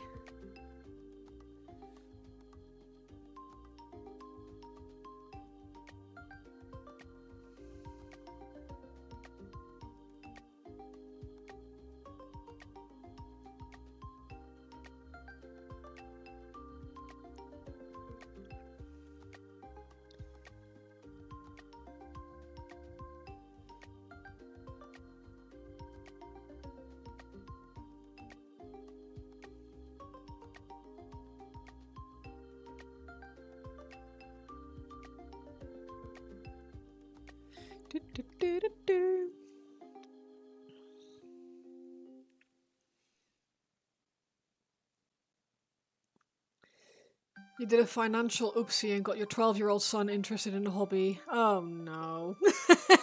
I mean, oh yes, but oh no. Dangerous, dangerous, dangerous. Ooh boy. Oh, that does time warp. Welcome back to the land of the living, Zach. You took the opportunity to start learning more OSL stuff with the axe. Going to bring more of it onto the actual model. Awesome. Your 5-year-old already wants to paint minis. Nice. Following parents' footsteps. I know White Wolf has been trying to get his little girl into painting as well.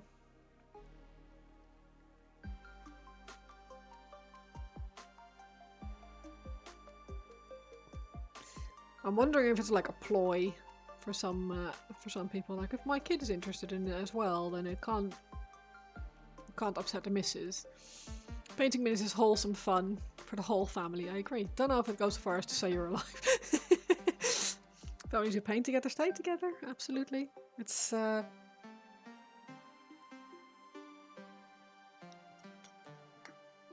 should do this actually. Wobbles. Your main scheme is... You've already been to Warhammer World. Nice. He wanted Space Marines, Iron Hands, Ultimate Starter Sets and such, of something for both of us. Yeah, that's cool. Your main scheme is solid for your chapter, but to tell some units apart, you'll be doing different styles, like your main army's colours, OD, green with black, gold and white accents, and the recon teams, snipers, reavers and more stealthy units are black with OD green gold. Oh, nice, okay. You went bananas on Warhammer World. Nice. I agree, Sinister. It's one of the...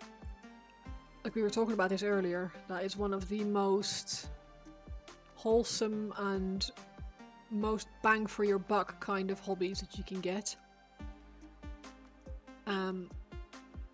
Everyone always says, oh, Warhammer's really expensive. You know, it really isn't. Not when you consider how much fun and how much time you get back.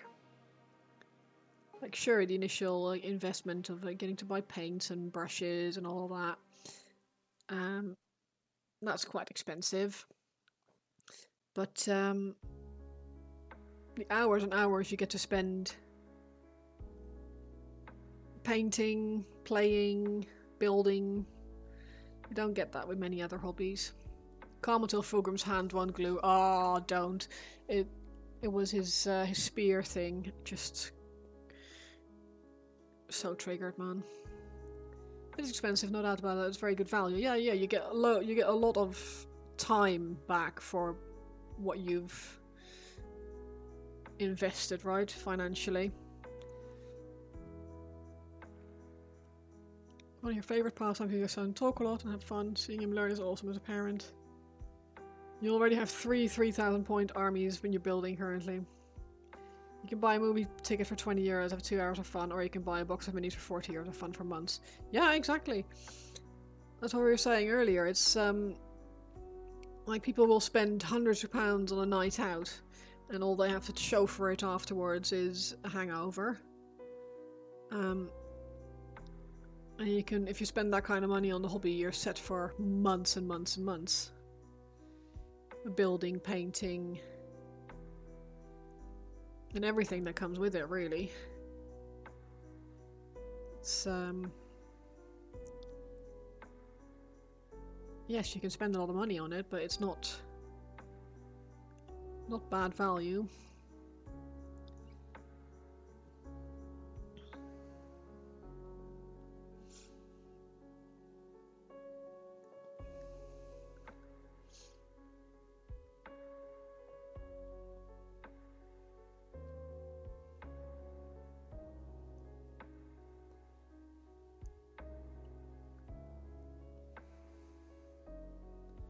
Consider €50 night out with the boys a good value proposition, but most of what we do out is sit at a pub, sipping beer and talking about war games and role-playing games. Well, there you go. You can do that at home. You can be painting minis. At the end of it all, you can display the masterpiece you've done after all that hard work. Exactly. Masterpieces and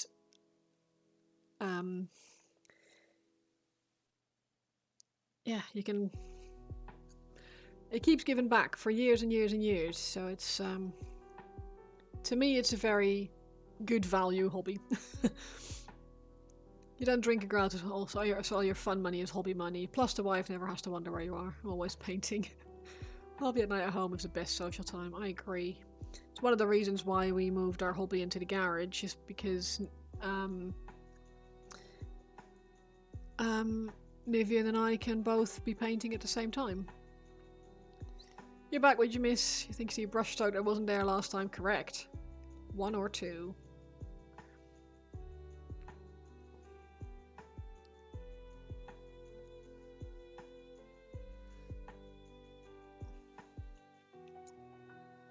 What'd you buy? Did you get some nice meats?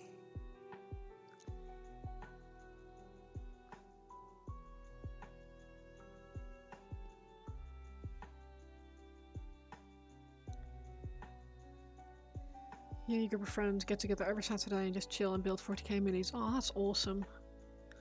You go out on average 4 or 5 times a year, usually something like a 5 PM to 8 PM hangout in a quiet pub. Yeah. I used to go out more often, but I just don't really enjoy it anymore. Hangovers, they last days now. And everyone gets so drunk, and it's just, I'd much rather just have a chill night in. Put an audiobook or a show on or something, and yeah. Well, some people might think it's boring, but to me it's perfect kind of evening. Used to be more of a borderline alcoholic, we've more or less quit drinking altogether. Some dead cow pig stuff in his skin and desiccated in smoke. Nice.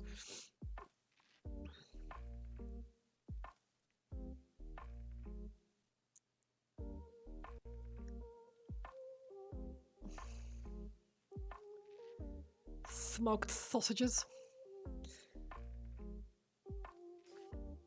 I still have a haggis in the freezer that I should really make.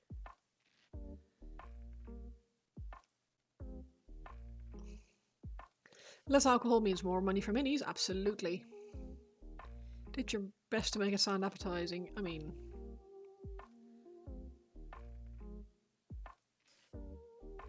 Still sort of succeeded.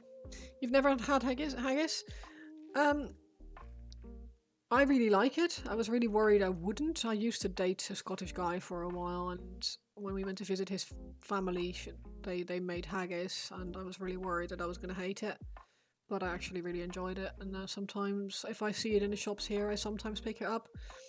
But it's not something I have very often. But I do really like it, so it's... The model, a few paints you needed, and lots of material and bits for a cool base. Awesome. Your Vordry order came out to be about 350 euros. Oof. Never had haggis. That is heresy. You'll eat anything twice. That's a good philosophy. I mean, depending on how you eat it the second time, I suppose.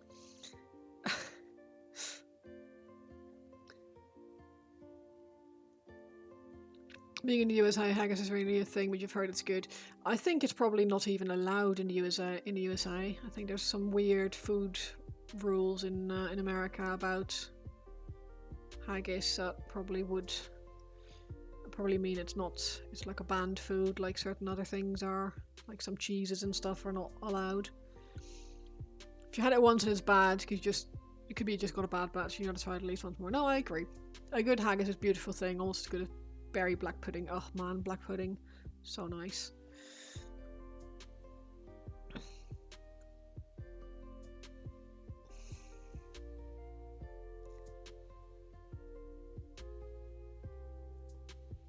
Haggis good on the way up as well as the way down. Oof. That was kind of what I was wondering about the second time. I mean, you say that, but they get to put basically whatever they want in their food in the US. That's true. What is black pudding? It's basically blood sausage.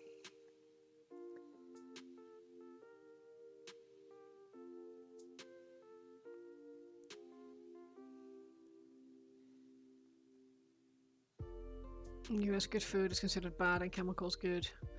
Yeah, black pudding can be really, really nice. Not all of them are really nice. You can get some really sad ones when they're a bit grainy and not very good. But a good black pudding, nice and spiced, can be absolutely lovely.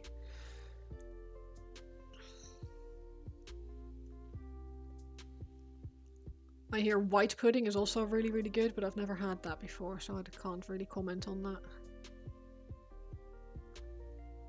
In the US you can have scrapple and haggis should be accepted. Yeah, that's possible.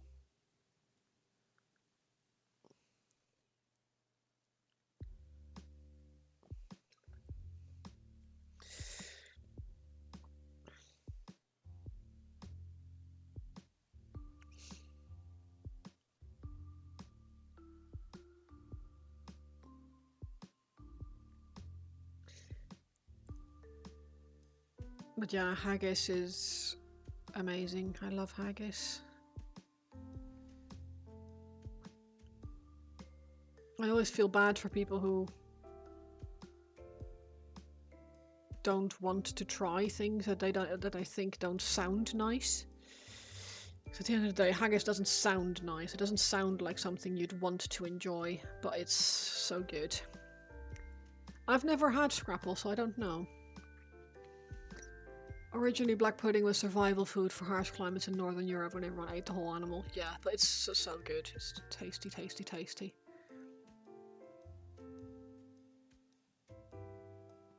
It's like 99% of traditional Swedish foods, yeah.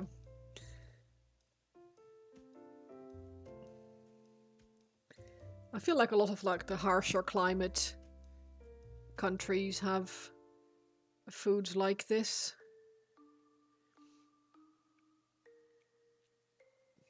Your motto is try it once, don't knock it till you try it. Absolutely. Haggis is just on a sausage. That's actually true, yeah. That is true. It doesn't lie or try and be pretentious about what's in it.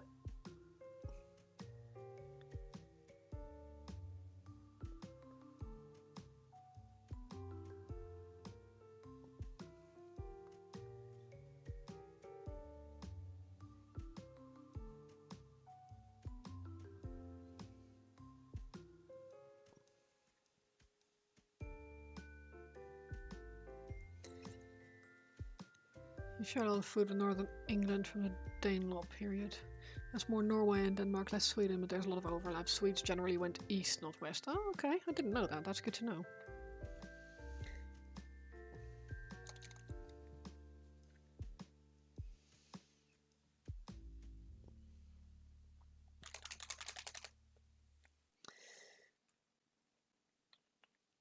Your English side of the family were Danes, your Ukrainian side were originally Swedes. Huh.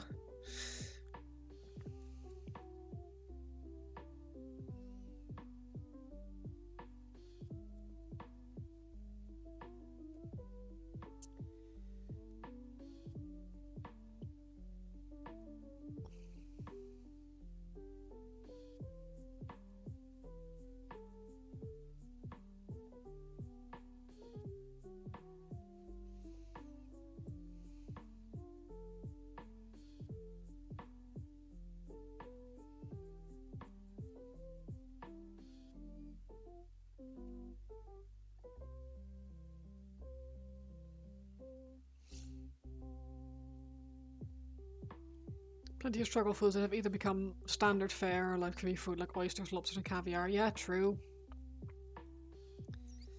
Ukraine and Russia and those areas were to Sweden, what England and France is it were to Denmark. Oh, okay.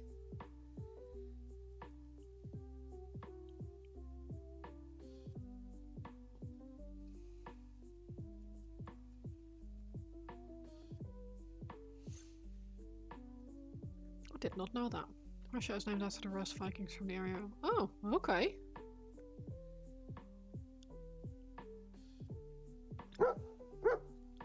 Mr. Soup, thank you for the follow.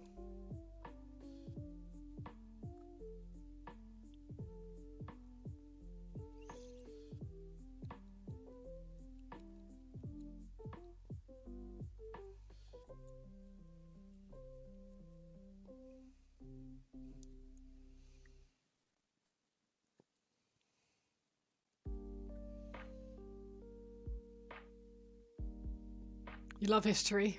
You have to take your leave, you have some errands to run. Have fun playing through Redemptor. I shall be back later. I'll probably be finishing up fairly soon. I have been streaming for about 4 hours now. And I am beginning to get a little bit hungry, so I will have to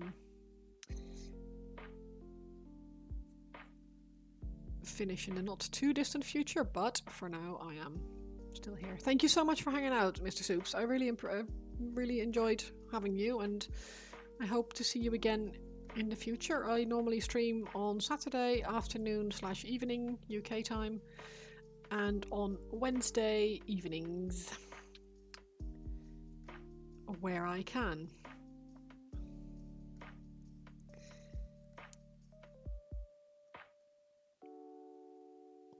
So hopefully I will see you again. Thank you for joining and thank you for the follow.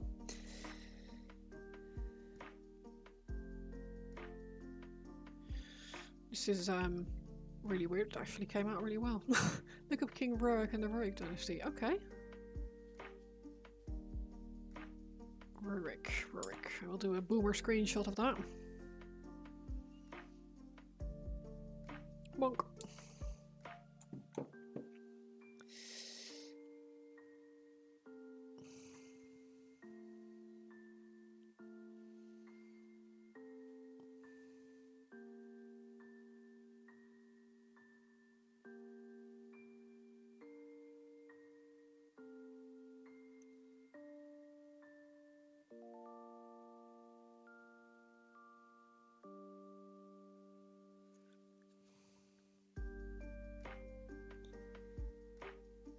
I've always been interested in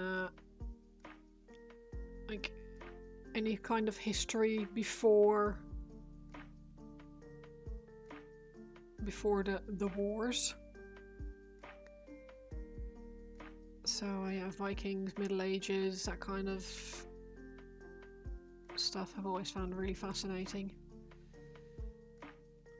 I wish I could remember things better. I wish I had a head for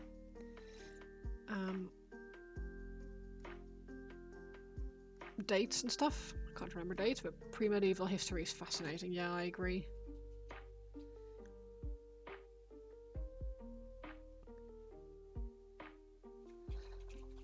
I like the slightly more recent stuff, like 1700s, 1800s, more for the fashion than anything else.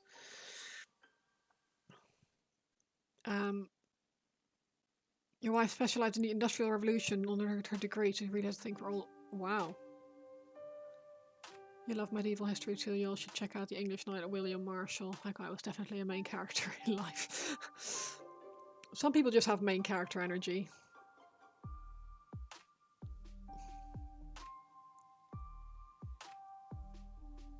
Like, you'd expect them to have purple hair and sit in the back of the classroom in an anime.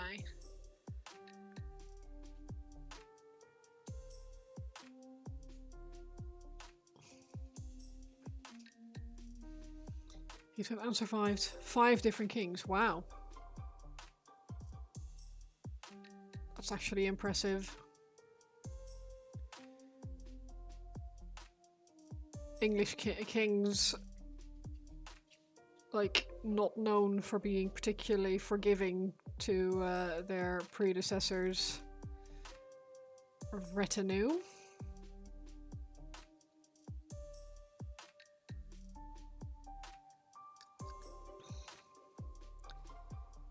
Marshall's machines. Really?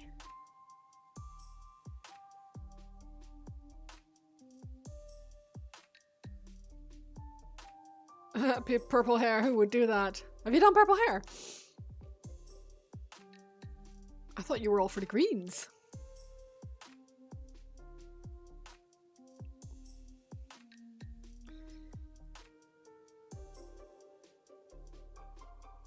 I love a good purple.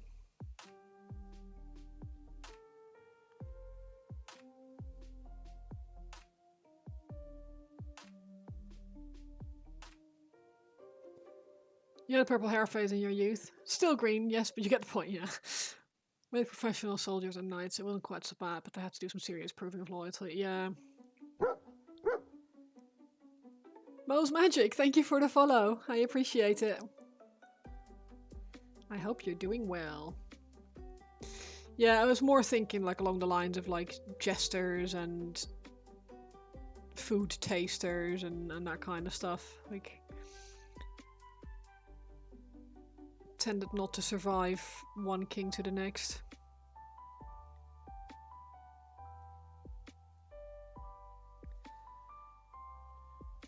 Marshall's loyalty and duty incarnate. If you recall rightly, Marshall himself had to do some rough stuff to stay on the good side of successive kings. I'm not surprised.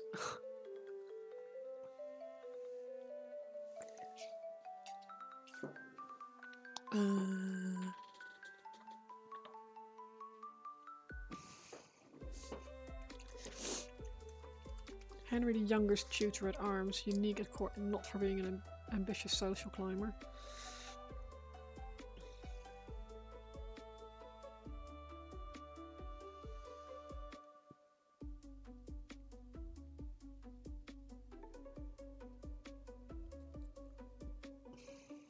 He just wanted to do his duty and do good work. Well, nice.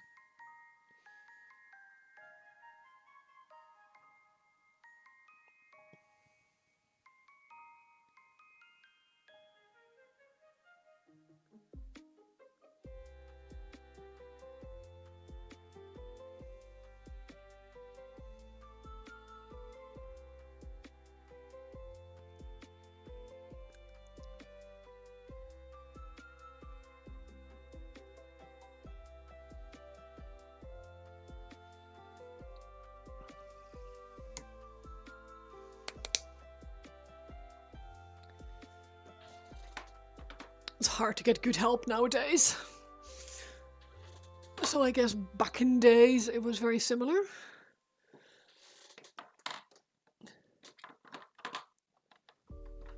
I reckon people would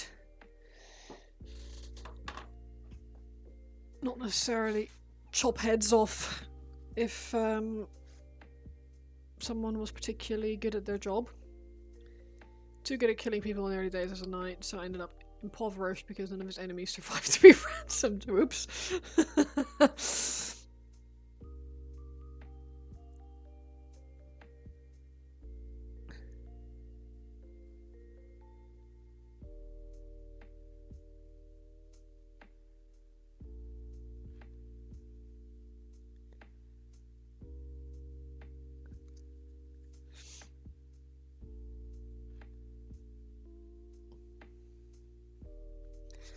I saw something fairly interesting the other day. Someone was sort of contemplating whether maybe the really good archers and stuff from back in the day were just people who had slightly better eyesight than most of their friends of like their co-archers, I suppose. Obviously there were no glasses and stuff, so if you had really good long distance vision, you might end up becoming a really good archer if you practice your aim well enough. Just a matter of who had the best eyes. Which I think is quite an interesting perspective. Obviously we don't have glasses then, so...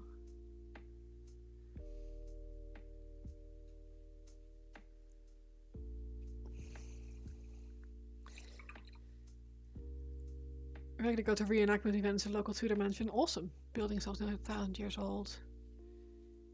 Tudor mansion because surviving site is fully renovated by the Tudors. Okay, fair enough. He sold all his possessions to buy a cheap horse, went to France and became an undefeated tournament champion, and then went back to England to become part of it. I love that. That's really clever. Also the insane amount of practice, particularly in the English archers. Yeah, that's fair.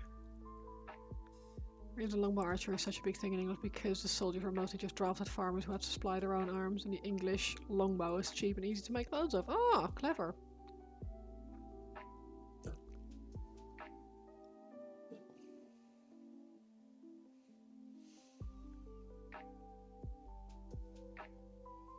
What are bill hooks?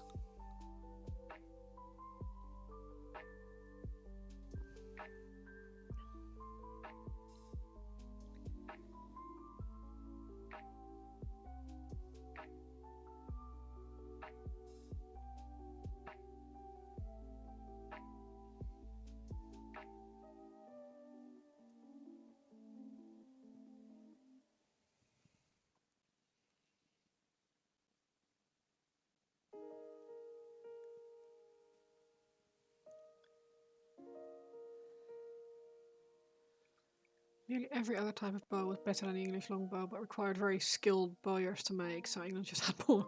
Okay. I love that. Big stick with a curvy pointy thing on the end. Oh, that's fair. The thing that you use to get cattle moved around. Lord contributed for his battles. He was legally bound to supply arms for the conscripts, so they mostly got bill hooks because they are repurposed farm tools. Yep.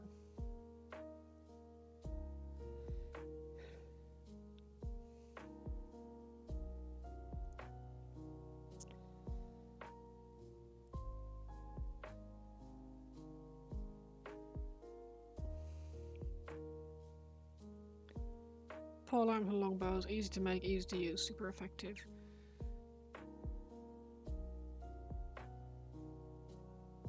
Man, I'm so glad I didn't live during that time.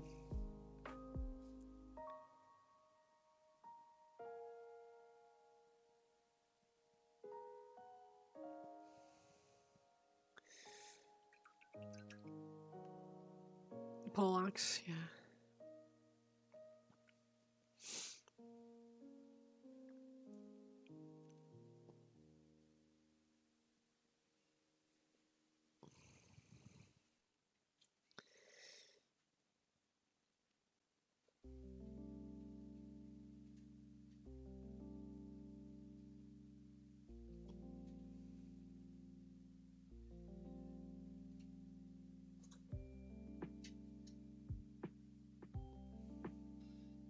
Are you finished, George?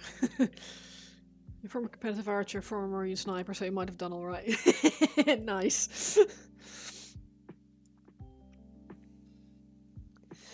Right, my dog is telling me that it's time to go for a walk, which is fair enough because he's been in here for like 4 hours with me.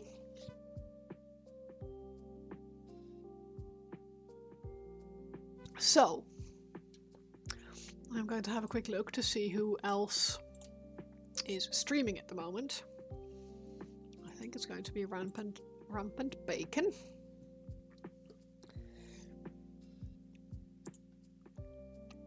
Yeah.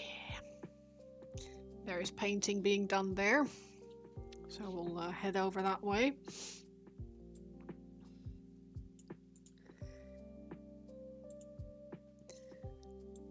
I have had a super fun and chill stream today, guys. I really, really appreciate it. It's been a pleasure. I'm going to create a raid for us and send it over to Rampant Bacon. They're painting a Lancer at the moment, so should be all right. Being a professional soldier in Sweden is a lot more comfortable with modern thermal wear. Yeah.